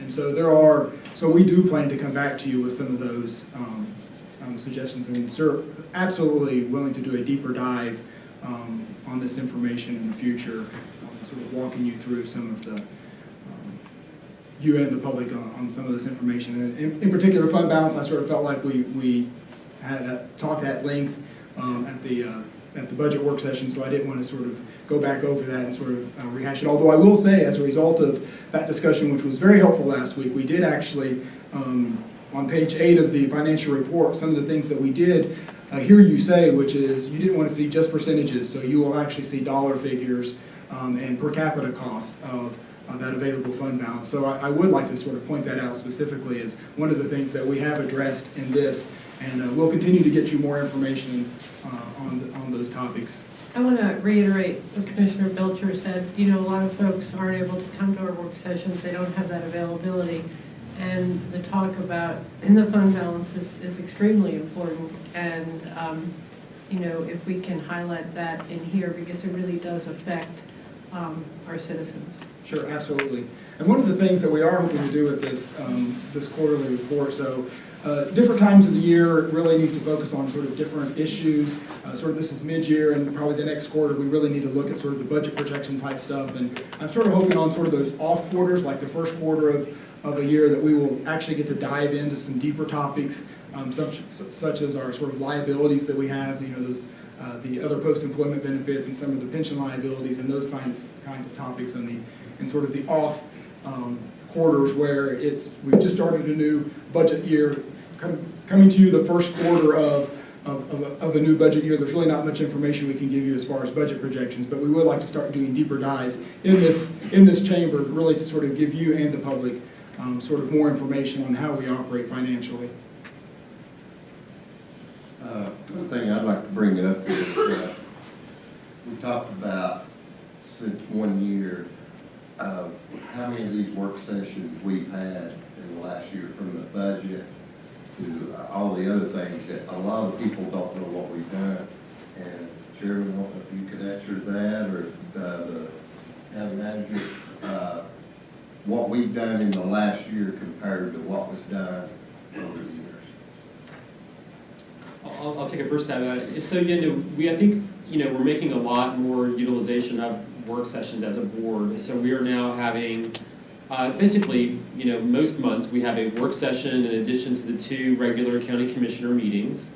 And those meetings meet down on the first floor of this building, and they are open to the public, just like all of our regular meetings. At the end of this meeting, I'll remind everyone that we do have this joint meeting with the city council at our regular work session time on the 13th. But these are regular public meetings, so they are open to the public. We don't take public comment in the meetings, partly because we don't vote on any matters in those meetings. This is sort of for information, taking a deeper dive in issues than we're going to typically have time for during a regular busy county commission agenda meeting. So I think they've been great to just provide the space to go into a lot more detail and a lot more depth on, you know, financial and budget issues, as well as other, you know, issues like some of the criminal justice issues that we were talking about in the previous session. So I really appreciated the commission taking the additional time to really spend on those issues. Yeah, I think one thing you said is we've almost done it every month. We have done it every year. So, Not clear that. nobody's counting, but I think it's 300 hours. This is when you should tell the chair you voted for another one today, informal or to add. Oh, gosh, we did. And I would say they've been great. The staff have done a great job preparing them to make them, you know, highly informative. And I do appreciate the concern that not all citizens they usually go from about noon until 3 or 4 in the afternoon. Not everyone can take a day to do that. But they are highly informative, and we are doing what we can to put that information up on the county's websites and other locations for folks who can't come to the meetings to be able to access the info as well. Yeah, my point is that we're going to have the work sessions. We're going to have the financial work sessions. And I think Commissioner Frost for agreeing with what I was discussing as far as the fund balance. If we're going to discuss those things, then we need to look at ways of taking that discussion into the boardroom, so that people will be able to see it, hear it, and so we can hash those things out as far as the dollars and before we get to the last budget report, which is the way it's been done in the past. And so I'll commend the board for starting this early and having a lot of discussion, and so I just want to make sure that we get into the meat of some of these discussions into the boardroom before we get into those last meetings. I question, I think for y'all, perhaps for other county staff, if you could just help me understand a bit more. On page 3 of the report, under expenditures, looking at the public safety, economic and physical development, and human services lines, the original amended budgets are quite a bit higher than the year-end projected actual at this point. Page 3. It's showing it for me as page 3 of the document that was in our agenda. Yes. Yeah. Can you just sort of walk us through, I just want to make sure I'm understanding why we're seeing at this point, why we're seeing the year-end projected actual, in the instance of human services, it's $12 million less, or $13 million less than the amended budget amount, just so we can sort of understand and track along with that. I mean, I think the 9.3 million of that is what we talked about the NCFAS taking over the payments. The remainder is, Mr. Holland might be able to speak better to it, but I think it's just historical, based on historical trends and savings in the salary and wage expenses through December 31st. So if they've had vacancies or things like that, then that adds to savings. And I know they have a lot of variables in their budget, so we work closely with them on that. So going to the issue of that we do forecast in the budget using a lot of fund balance, but the traditional outcome is that we, in fact, don't use it, and we find ways to not use the fund balance, and that's kind of consistent with, the forecast here is consistent with that sort of expectation. Yes. Okay. Thanks, that's very helpful. And the detail, that Appendix B, if you Appendix wanted to B will see do the like breakdown. details within a function, it would give you more information per department. Okay. Like in public safety, it would show you specifically. I know like detentions had a lot of vacancies, trouble recruiting, so I think they had some significant salary savings there. Okay. Thank you, I really appreciate We're it. happy to give more detail.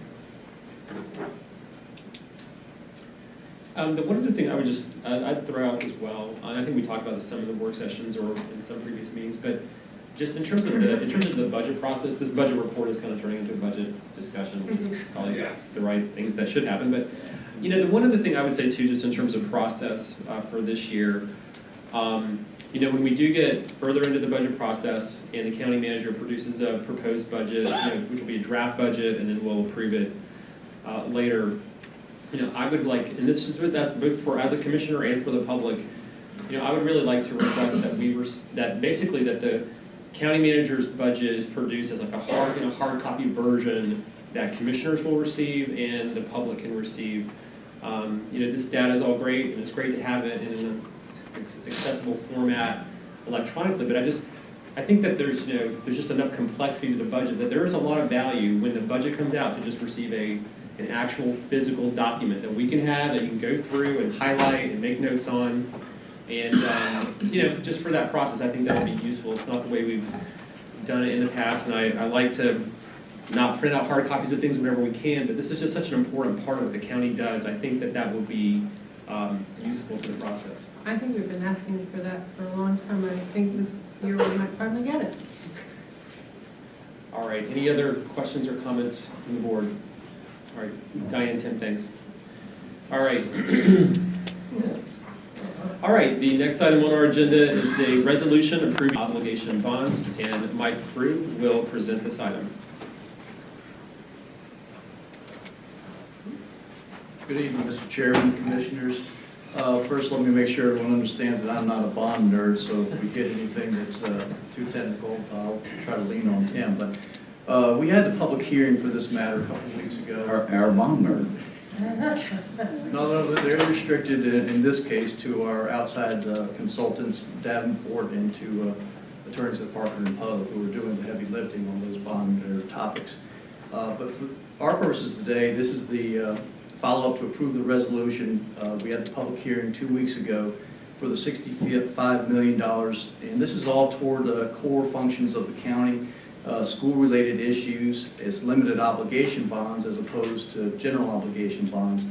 Here, you can think of it more like a mortgage, because what the county's doing is selling bonds to achieve revenue stream to pay for renovations, not just to Asheville High School and Montford North Star Academy and to IRB Jones, but it's also to county school projects, including a major upfit to community high school out in Swananoa. So what this would do is authorizing a amendment to the 2015 bonds and a notice of continuance. But I want to make clear that that's really what the bond is, a packaging tool to call it that it's an amendment, even though right here it's strictly related to the $65 million for the stated projects. Now, there's a couple dozen projects involved in the laundry list, some small, some large, but here the main work is the physical work we all know, driving down McDowell Avenue at Asheville High, and again, IRB Jones, Montford North Star, and Community. So we're asking the board to approve this resolution, and that would allow for collateralization against Asheville High School and Montford North Star for a 20-year term for that $65 million. And this is Article 39 sales tax money dedicated, and the board is not pledging the full faith and credit of the taxes. It's from that dedicated revenue source. Thank you. Any questions from the board at this time? We will have public comment on this. Are there any questions? These are all for projects that we have already approved. So this is just issuing the financing from the sales tax revenue for those purposes. So we're not approving any new projects. It's just the financing for those existing approved projects. And these projects have begun. All right. We will see if is there anyone who has, any members of the public who have a comment on this item? All right. All right, Mr. Rice.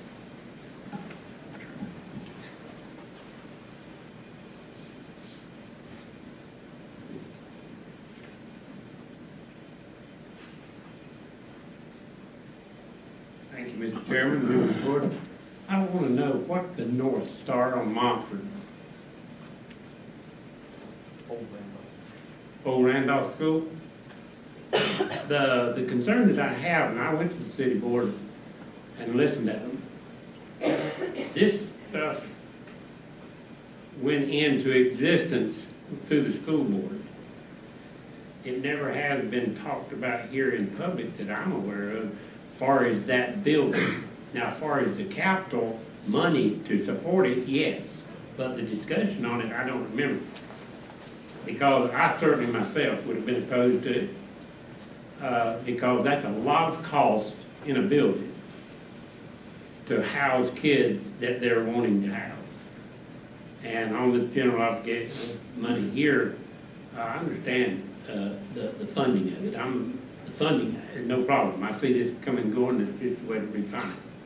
But the program itself and the needs of what that is, I'd like to have heard about the discussion here at this commission before you vote on a building like that. So don't look like Ken's heard it either. All right, thank you. Anyone else? All right, we'll bring it back to the board. I just would comment on this. We do, these projects all came recommended from the School Capital Fund Commission, which the Asheville City School Board, the Buncombe County School Board, Pat Bryant from the County School Board represents the County School Board in that process. So I think these projects have all been vetted by both the County School Board internally, and then the City School Board, and then the School Capital Fund Commission. And again, they've all been previously, they have come to the County Commission, and they've been voted on here too. So I think there's been a good, very thorough process from staff, the school boards, and this body to rank all the projects within each school system, and these were projects that rose to the top. I'm sorry, is there a question? Yeah, the other thing I was going to say is that these did come to us, and we did have a fact sheet on each one of them in our agenda, that where we as commissioners had an opportunity to review those and then comment here in the chamber. Dr. Baldwin actually presented on that model in the city schools budget request last year. So I'm happy to send those to Mr. Rice, that presentation. All right, any other questions or comments from the commission? All right, we need a motion. So moved.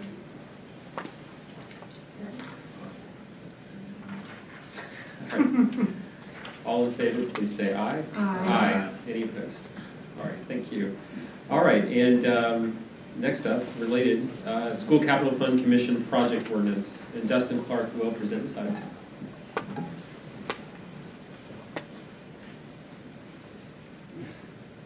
Hello, I'm Dustin Clark from the Buncombe County Finance Department. I'm here to convey some information from the School Capital Fund Commission. So kind of following on to the topic that we just had a motion on, I've got a few slides here to walk you through, just a few.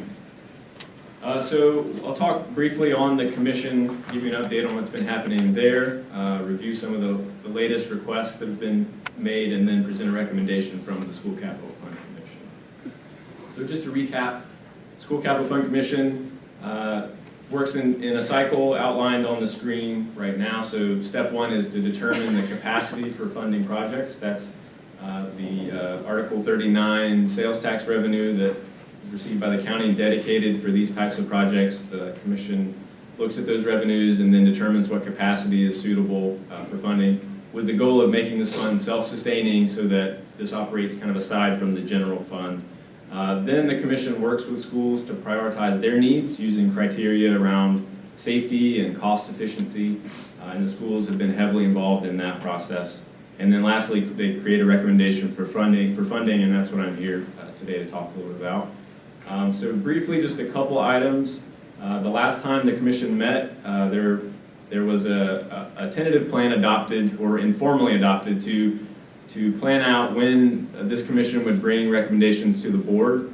There's been a lot of activity happening over the last couple of years as this commission kind of spun up as a newly reformed commission. So the plan you see on screen is what the plan is so far. So there's an initial cycle that is happening now, and so we're here a little early, but the deadline would be to present an original recommendation by April to you, and then another one tentatively planned for October. However, the commission is is really operating on the needs of the school system. So if there are additional needs, they would meet in order to meet those needs and address them whenever that's necessary. On screen now, there's an outlook for funding. So to recap, the 3 bars on the left in the shaded area represent what's happened so far. So in 2017, there was a rather large award, $44.4 million awarded and funded to the schools, and that's part of the LOBS issuance that we just heard about. 2018, another $14.7 million was awarded, and then for school year 2019, $14.23 awarded to date, and that's when we transition into the estimated capacity view. And so that's represented by the dashed lines, and that's based on the revenues that we receive in. That's our projection for how much capacity this fund will be awarding to projects moving forward. We're trying to be very conservative with those estimates, and those estimates are subject to change based on revenue changes and interest rate changes. So for school year 2019, you'll notice there's a little bit of a gap between what's been awarded so far, that 14.23, and the shaded area above it at 15 million. And that gap is why we're here today. The commission was recommending a few more projects to use up the remaining capacity for that school year, and then we would anticipate that would be the remainder of school year 19 funding, and we would be looking at school year 2020 funding moving forward. So to talk about the recommendation, fairly simple. Once again, we only had just a little bit of capacity left for 2019 school year. So 3 projects there. One for the Asheville High School. The old ROTC building is not in good shape. That's actually not suitable for occupation at the moment. And so that building has been cordoned off. Folks are not allowed in there, but they would like to proceed with demolition of that building and stabilization of the wall, and it's actually more cost efficient to do that now because there are crews on site doing the other Asheville High work. The cost for that project is estimated to be $431,000. For the Buncombe County school system, the Irwin High School, there is a school nutrition kitchen replacement. This includes some design services as well as investigating and cost estimating the full cost of that project. However, timing is very sensitive here, is what we heard from the school system, so they need to get equipment on order and they need that funding as soon as they can in order to save costs on the equipment side. So the cost there is $132,000. And lastly, the Commission has already awarded some funding for an LED lighting replacement project across both school districts. However, Duke has cut their rebate for those fixtures, and so that produced a little bit of a cost overrun. The school system has, the county school system has supplemented those cost overruns with additional funding sources from lottery and Article 4042 monies. But the remainder of that supplement is about $250,000, and so that was a request made to the School Capital Fund Commission, and you're seeing it there. So the total for all three requests is $813,167. And I'll just pause if there are any questions at this point on any of these projects. We do have a few members of that commission in the room as well. Yeah, I've got a question. So I don't, we approved $800,000, we could leave the slide up, please. We approved $800,000, I think, for LED light replacement? Is that correct? I think Yes. that's right. So, yes. So it's gonna be, I actually think it was, I think it was actually. It was a lot more. It was a larger actually more. number. I mean, it's line replacement for like 30 schools countywide, so I don't remember the exact number, but it was a big number. Part of, so it's my understanding, part of the problem the county schools had, there was a limited number of time, a finite amount of time to get the bulbs installed. And it was my understanding they just didn't have the manpower to install them all within a certain amount of time, and so the rebates would go up.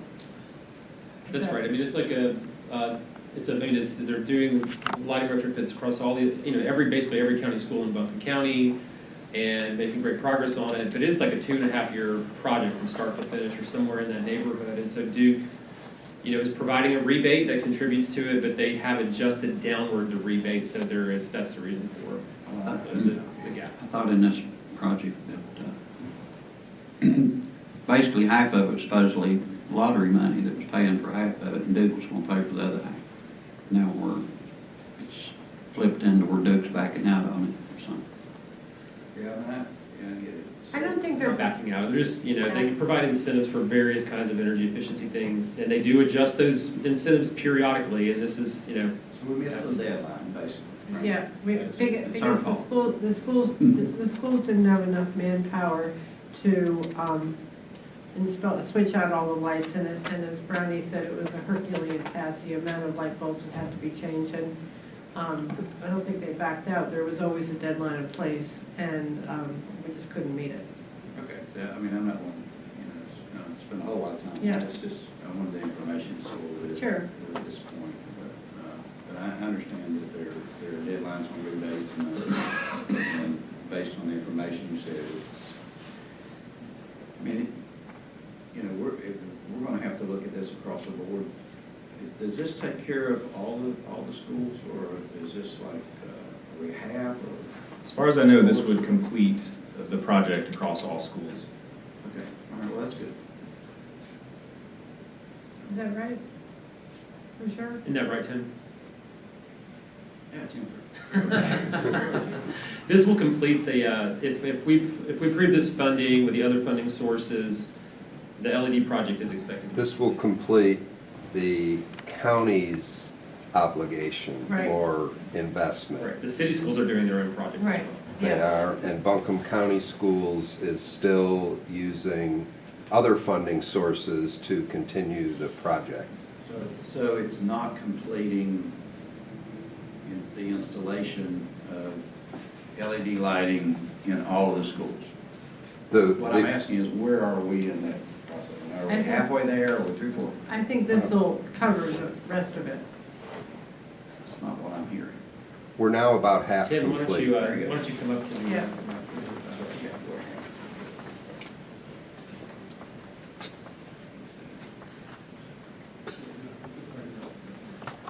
We are using in-house forces to do the replacements, and that involves a light fixture like that. Basically, just the can remains and the guts get changed out, and the lamps as well, they're LED, but the whole guts are changed out, and we have 2 crews working on that, dedicated to it. We're about half done. Okay. But it's going to take more than a year to complete the rest of it. And we're just working our way through. Are there any more deadlines that rebates may run out? Well, next January could be a new adjustment to that rebate, but we'll have all the funding in place and we'll have bought the fixtures. You can't just go out and buy all the fixtures. You have a limited time between when they'll rebate you and, when you purchase them and when they'll rebate. So they kind of got to work together. Right. That's helpful, thank you. I think what Commissioner Frost, New Power, have they got any more? Are we going to miss the deadline again on this?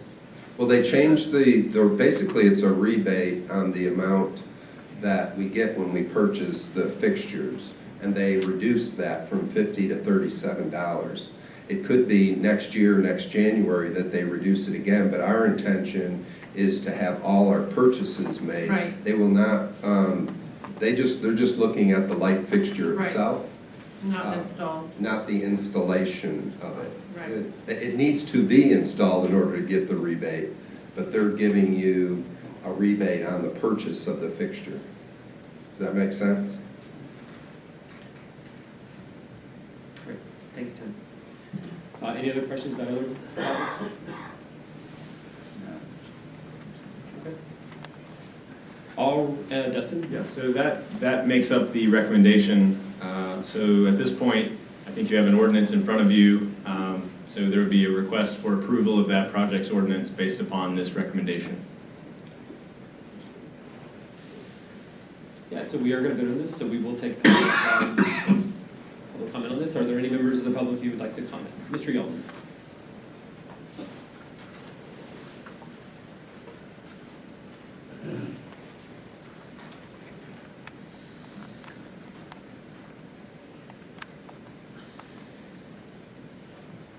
I can get complex when it comes to sewer and water, but when it comes to LEDs, I can't.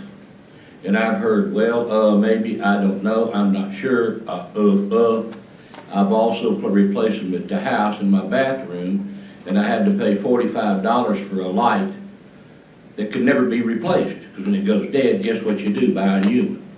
So I'd like to know, number one, are these LED lights they're putting in the schools, are they a fixture, or are they the light itself that is part of the fixture? And when it goes bad, does it have to be totally removed and replaced? I'd like to know that question. And a very simple question. Of the $800 and some thousand, I've heard we're getting funding from here, funding from here, and funding from here. We know the lottery money's there, we know the rebate's there. We also know they have construction money on that tax. How much of that $800,000 is coming from me, the taxpayer? I'd like to know that. That's very simple, folks. You make something simple so complex, we're sitting back here scratching our heads saying, what the heck is going on here? So I'd like to have those questions answered. All right, I don't see anyone else. Hey, Tim Farrell, if you wouldn't mind coming back up to just talk a little bit more, what kind of lighting systems these are, what the taxpayers are getting for this. And I would just add, I think the taxpayers are paying for 100% of this. There's not any other. There are some different revenue sources, lottery funds, these sales tax funds, but it's all taxpayer money. So these are our public schools, and it's all coming from we the taxpayers. But talk about the lighting systems that are being installed. Well, their fixture's not unsimilar to this. They're 2 foot by 4 foot typically, but they look very similar to this. They have a very long lifespan. So the School Capital Fund Commission was presented by our maintenance director and our energy manager a pretty intense analysis of the savings that these fixtures would result in. And so those are our operating savings, electricity every year. Also maintenance savings. You don't really change bulbs. We're constantly changing lamps, which are difficult to dispose of, the fluorescent lamps. It's a big cost in operating and actually purchasing the lamps themselves. But these fixtures have a very excellent warranty. They're expected to last a very long time, and we will not have to replace the guts of it in 20 years when the expected lifespan of these.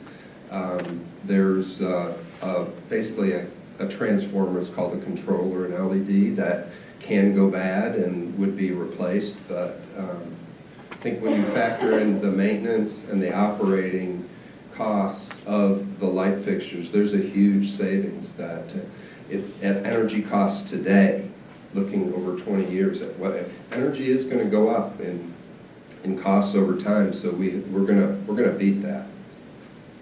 Thanks so much. And just to put an exclamation point on that, and we did talk about this when the project first came to us, I believe that from the maintenance cost to actual electricity costs, the LED lighting program is going to save taxpayers in Buncombe County $1 million a year. So it's probably one of the best clean energy projects, but also it's probably one of the best taxpayer projects we've ever had come in front of us. I think our participation, it may have been more, but I think our participation was just $800,000.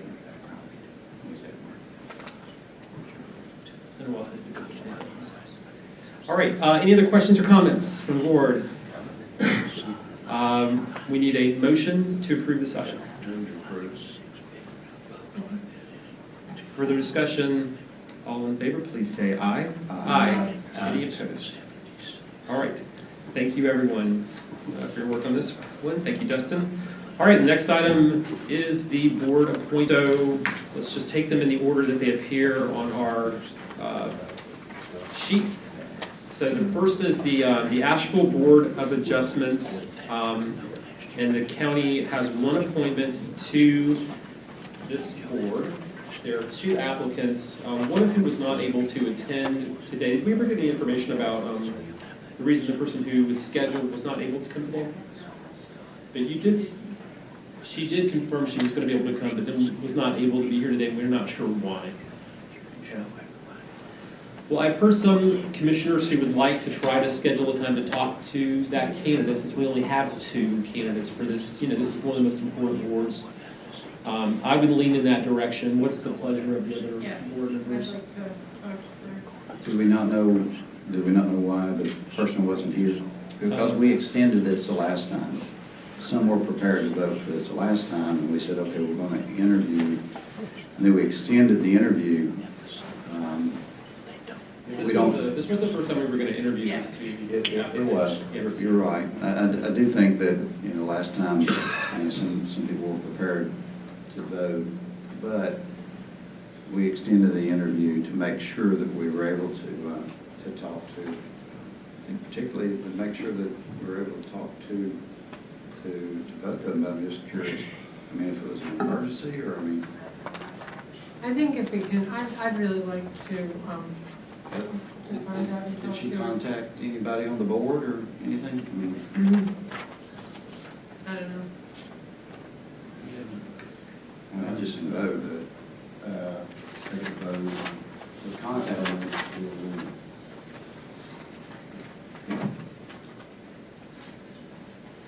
All right, why don't we just... We got to do with the suggestion. Yeah. Can I just see could you just raise your hand if you prefer to hold off until we can do an interview? If there's a majority that wants to hold off, we'll do that. If there's not, we're going to vote. All right, who would like to hold off? Looks like there's 4 who want to hold off till we can see if Autumn is still wanting to do this, Yeah. and if she is, let's try to interview her. Okay. And I just hate if someone's, there's a lot of flu and stuff going around, if someone got knocked out. I don't want to exclude a good candidate for that reason. So I don't think it's unreasonable to, we need to know that pretty quick, because this is an important board position. I don't think it's unreasonable. We need to have some communication back, and the interview needs to be scheduled, before, it needs to be done, and if we're not there at that time, we need to vote. I think we're in agreement. Yeah. Yep. All right. Yep. All right, let's move on to the next one, which is the other board of adjustments. So we've got a bunch of great applicants, and there's only two vacancies on this. So I think probably the best way to do this is we'll just start from one side, and what I'd like to ask each commissioner to do is to identify the two candidates that you support, and the candidates who get the most votes will be appointed. So let me start with Commissioner Fryer. Start on the side, and please and go slowly so we can make sure we get everything listed, and name your top two. Clay Mooney, Wendell Howard. Down to Wendell Howard, Clay Mooney.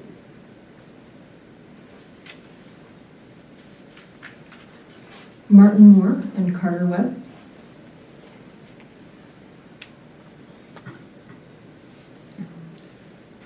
Carter Webb, Martin Moore. Clay Mooney and Wendell Howard. Wendell Howard and Martin Moore. Carter Webb and Martin Moore. All right, so it's Howard and Moore. Is that right? All right, thanks everyone. And thanks everyone for applying for this and for this board. All right.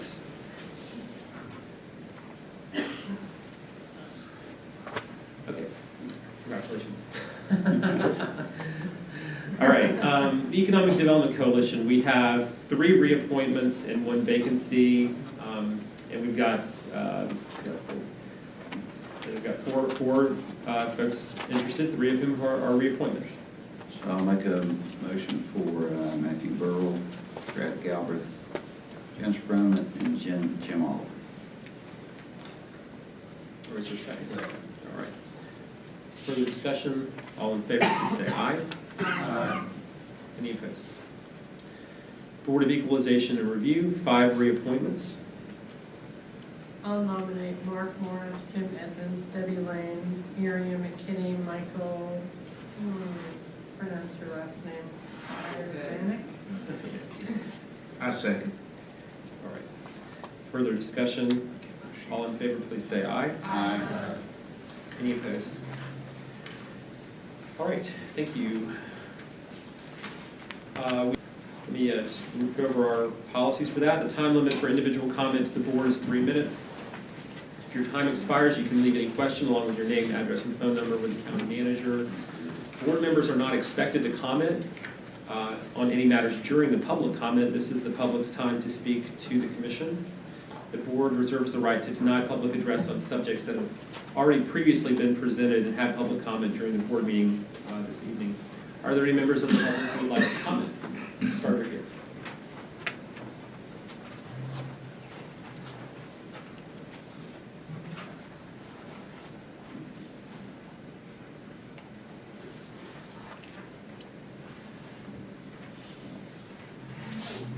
And please share your name and where you live. My name is Beth Jessic. I live in Asheville, North Carolina. Good evening, Chair Newman and Commissioners. My apologies, I was unavoidably detained and I was not able to comment earlier on Representative McGrady's presentation. Am I able to do so at this time? It's very short. Since you did not speak on it earlier, yes, you are. All right, thank you. In late 2013, then Representative Tim Moffitt and Representative Chuck McGrady wrote a law to take control of Asheville's water. The law eventually passed the House and Senate. After several lawsuits in late 2016, the North Carolina Supreme Court ruled in favor of Asheville, saying that the taking of Asheville's water was unconstitutional. I'd like to quote from a December 21st, 2016 Citizen Times article announcing the decision of the North Carolina Supreme Court judges. A member of the GOP majority General Assembly, Representative Chuck McGrady, meanwhile said the court decision may not be the final word and there may be other ways to loosen the city's control. As I've said in the past, there are more than one way to skin a cat. Representative McGrady is relentless in his efforts to take control of Asheville's water. For the past 7 years, he has been using his legislative authority in the North Carolina House to take our water. When he says he is trying to work with Asheville to resolve water issues, please realize that there are no issues to be resolved. The courts resolved the Asheville water issues over a year ago. Representative McGrady's efforts appear to be conciliatory and cooperative. His actions in the legislature are antagonistic and punitive, making it difficult to believe he has altruistic motives and is acting with integrity. Please consider this should the county enter into discussions with him. For supporting materials about Representative McGrady's unrelenting fight for Asheville's water, please visit a website called Save Our Water Western North WNC, saveourwaterwnc.com. Thank you very much. Would you like a copy of this? Shall I leave this with anyone? You can leave it with the clerk if you'd like. Thank you. Sure, thank you. All right, Senator Van Dyne.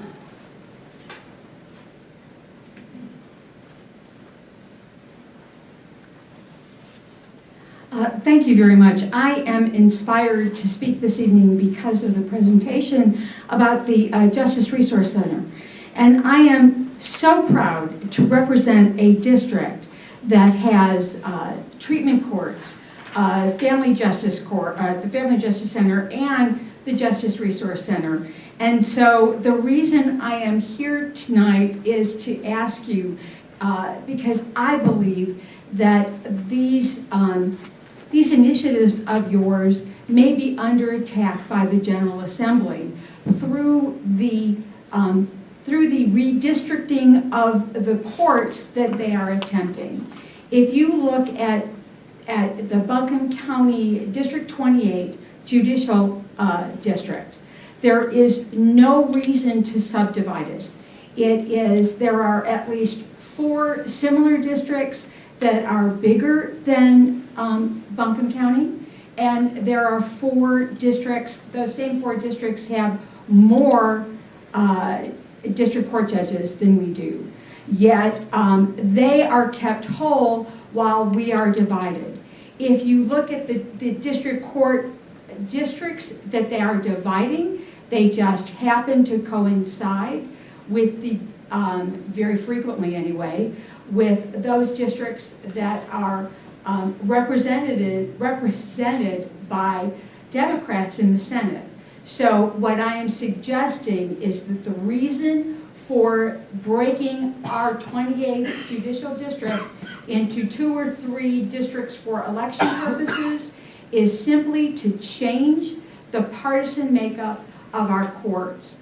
And I have reason to believe at the district level that the reason they want to do that is because they are opposed to some of the progressive initiatives that we talked about this evening. As evidence of that, I can suggest the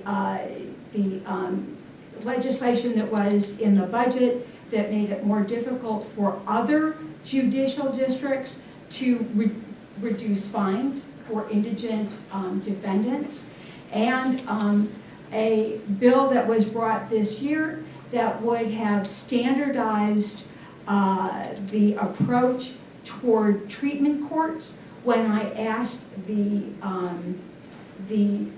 sponsor of that bill if she would consider some legislation, an amendment to that would hold our treatment courts harmless, I was told that was inconsistent with the intent of the bill.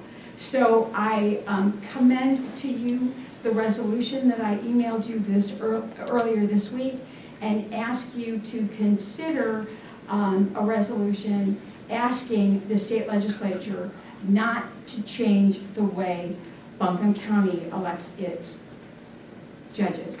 Thank you. Thank you, and thank you for sending that information in the resolution. All right, who's next? Terry?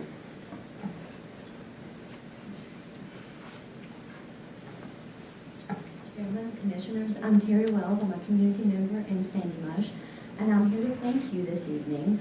We really appreciate the support you have given us financially over the past year, and part of that went to our high-speed internet. And there's many ways that that's having an impact on our community, but I want to share one way that really excites me, and I feel like you will really care about as well. That has allowed, there were some community members that came to me recently, and they said, now that we have this high-speed internet in the community, will you work with us and reach out to AB Tech and try to get the high school equivalency program to where we can do online classes here and have that support so that we can get our GED. And that class is already full. I've already worked with AB Tech. We have our orientation March 7th, and we'll be starting that program. And this has the potential to be life-changing for community members, because we all know that without a high school diploma, your opportunities are pretty limited. So I just want to thank you so much for that support and what it means to our community.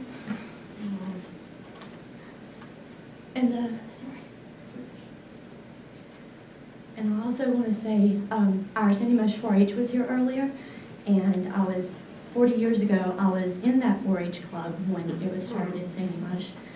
And I like to think that part of my community service and caring so much comes from being active in that. And we're really excited about the opportunity. They've come to us and they really want to be back in the community center. And it doesn't really work well for them in the big gym, as you can imagine, with that many kids and everything. So they want a space of their own. They want a space that they can call their own home and have all their awards and have their activities ongoing. And our Sandy Mush Community Center is very supportive of that. And that means that we have to be able to do work on our 3rd floor to regain that. And so I just hope that you will take that into consideration and continue your support of us. And we so much appreciate what you've done for us already, and we just really want to continue to partner with you. And we appreciate you, and thank you very much. Thanks, Terry. Mr. Rice.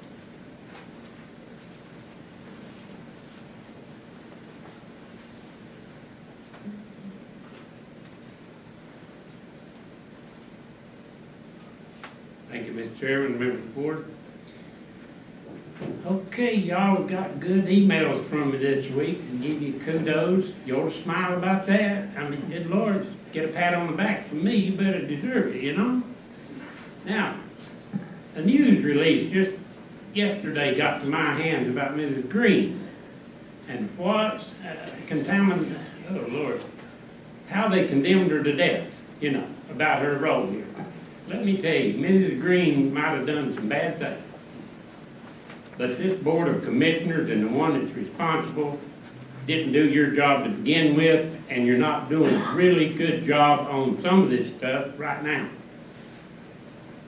Now, you can attack Mrs. Green, but they need some house cleaning here. You didn't go far enough in your reorganization. You need to get rid of the attorneys that was on board at that time. I'm talking about the ones that we got right now. Get rid of them. And you need to start with the top management and get rid of that. You got me? If you don't clean the sewer line out, you're not going nowhere with the sewer. Now, if that's hard to take, live with it. Under Mrs. Green, I was able to get public information.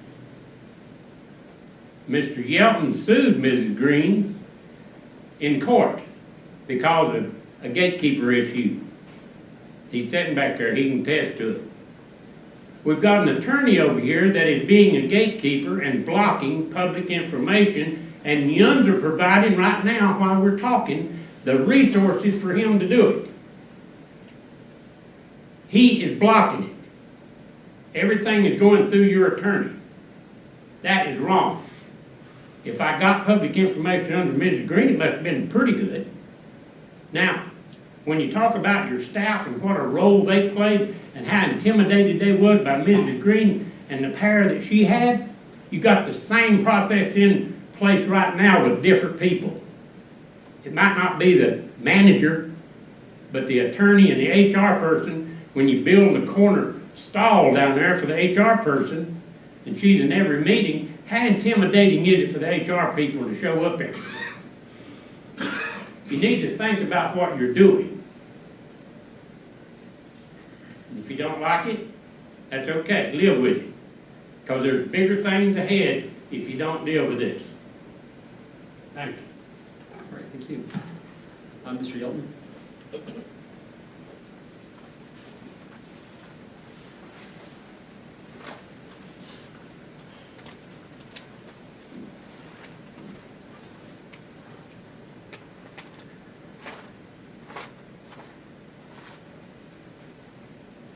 I don't introduce myself, most people either.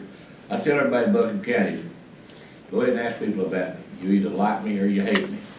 And I'm so proud of that because I don't straddle the fence. You know exactly how I feel and I say what I think. To your face. That's the best part. Chairman Newman, I know that tax dollars pay everything in this building. They pay the salaries of the police. They pay your salaries. They pay everything. My question that I did not get asked was what percent of that $800,000 is coming from this county directly to the schools for that project? I still want that question, and I'm glad this is recorded in public, because that's what the problem is. There's nothing wrong with having differences. Al and I don't agree on everything, but we talk. Mike and I don't agree on a lot of things, do we, Mike? But we still talk.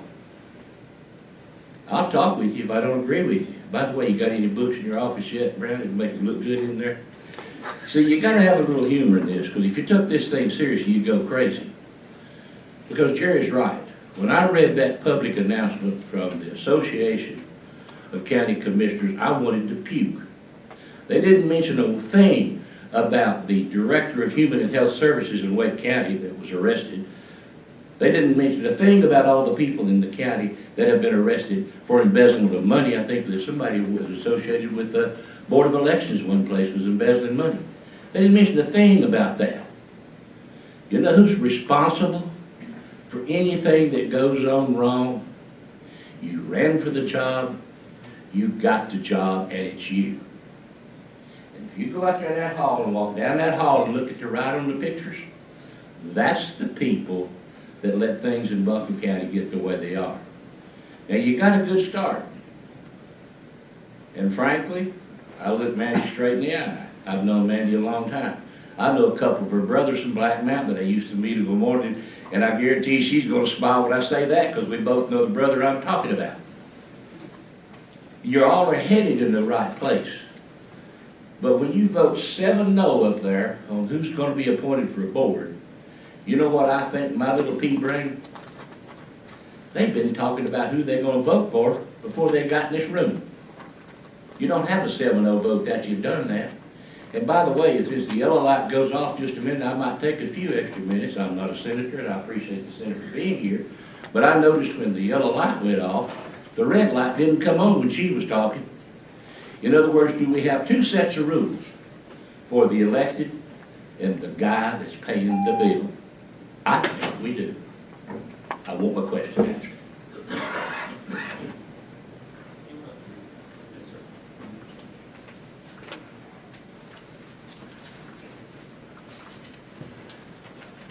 Thank you, Chairman and Commissioners. My name is Tom Van Slambrock. I wanted to speak to you tonight about a very hot topic of taxation, specifically property tax. It is apparent that the amount of tax dollars that we have in the accounts here for Buncombe County, we are overtaxed. Okay? Yet in the new budget, we will be facing additional tax increases. Commissioner Belcher had proposed a 1 penny deduction due to the money that was wrongly paid out through the bonus. I proposed a tax reduction due to the excessive amount of money that we have in the rainy day funds. It is evident that we are paying enough to start giving pay raises to the taxpayers in the form of tax cuts. We as a county still need to be looking for ways to cut spending, but I also think that we need to stimulate our local economy, and I think that we can do that by reducing our property tax. It's also going to benefit their small businesses. Mr.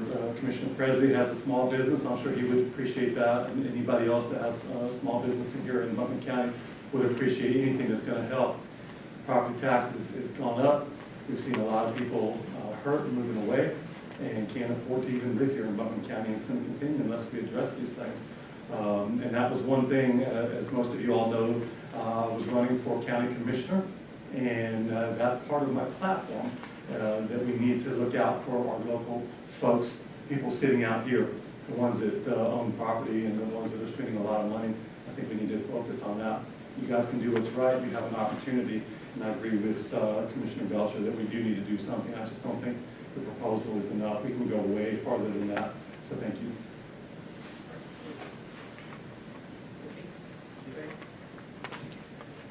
All right. Can I comment on this series discussion about personal privilege? You know, the only thing I would say, and they're very moving comments, but I am cognizant of our policies about not commenting. I mean, people will sometimes say things that are constructively critical. Sometimes they'll say really nice things to us. And I want us to try to kind of stay in the habit of listening, and I know it's very tempting to respond. So that's my personal view on this time of the meeting. And I can handle what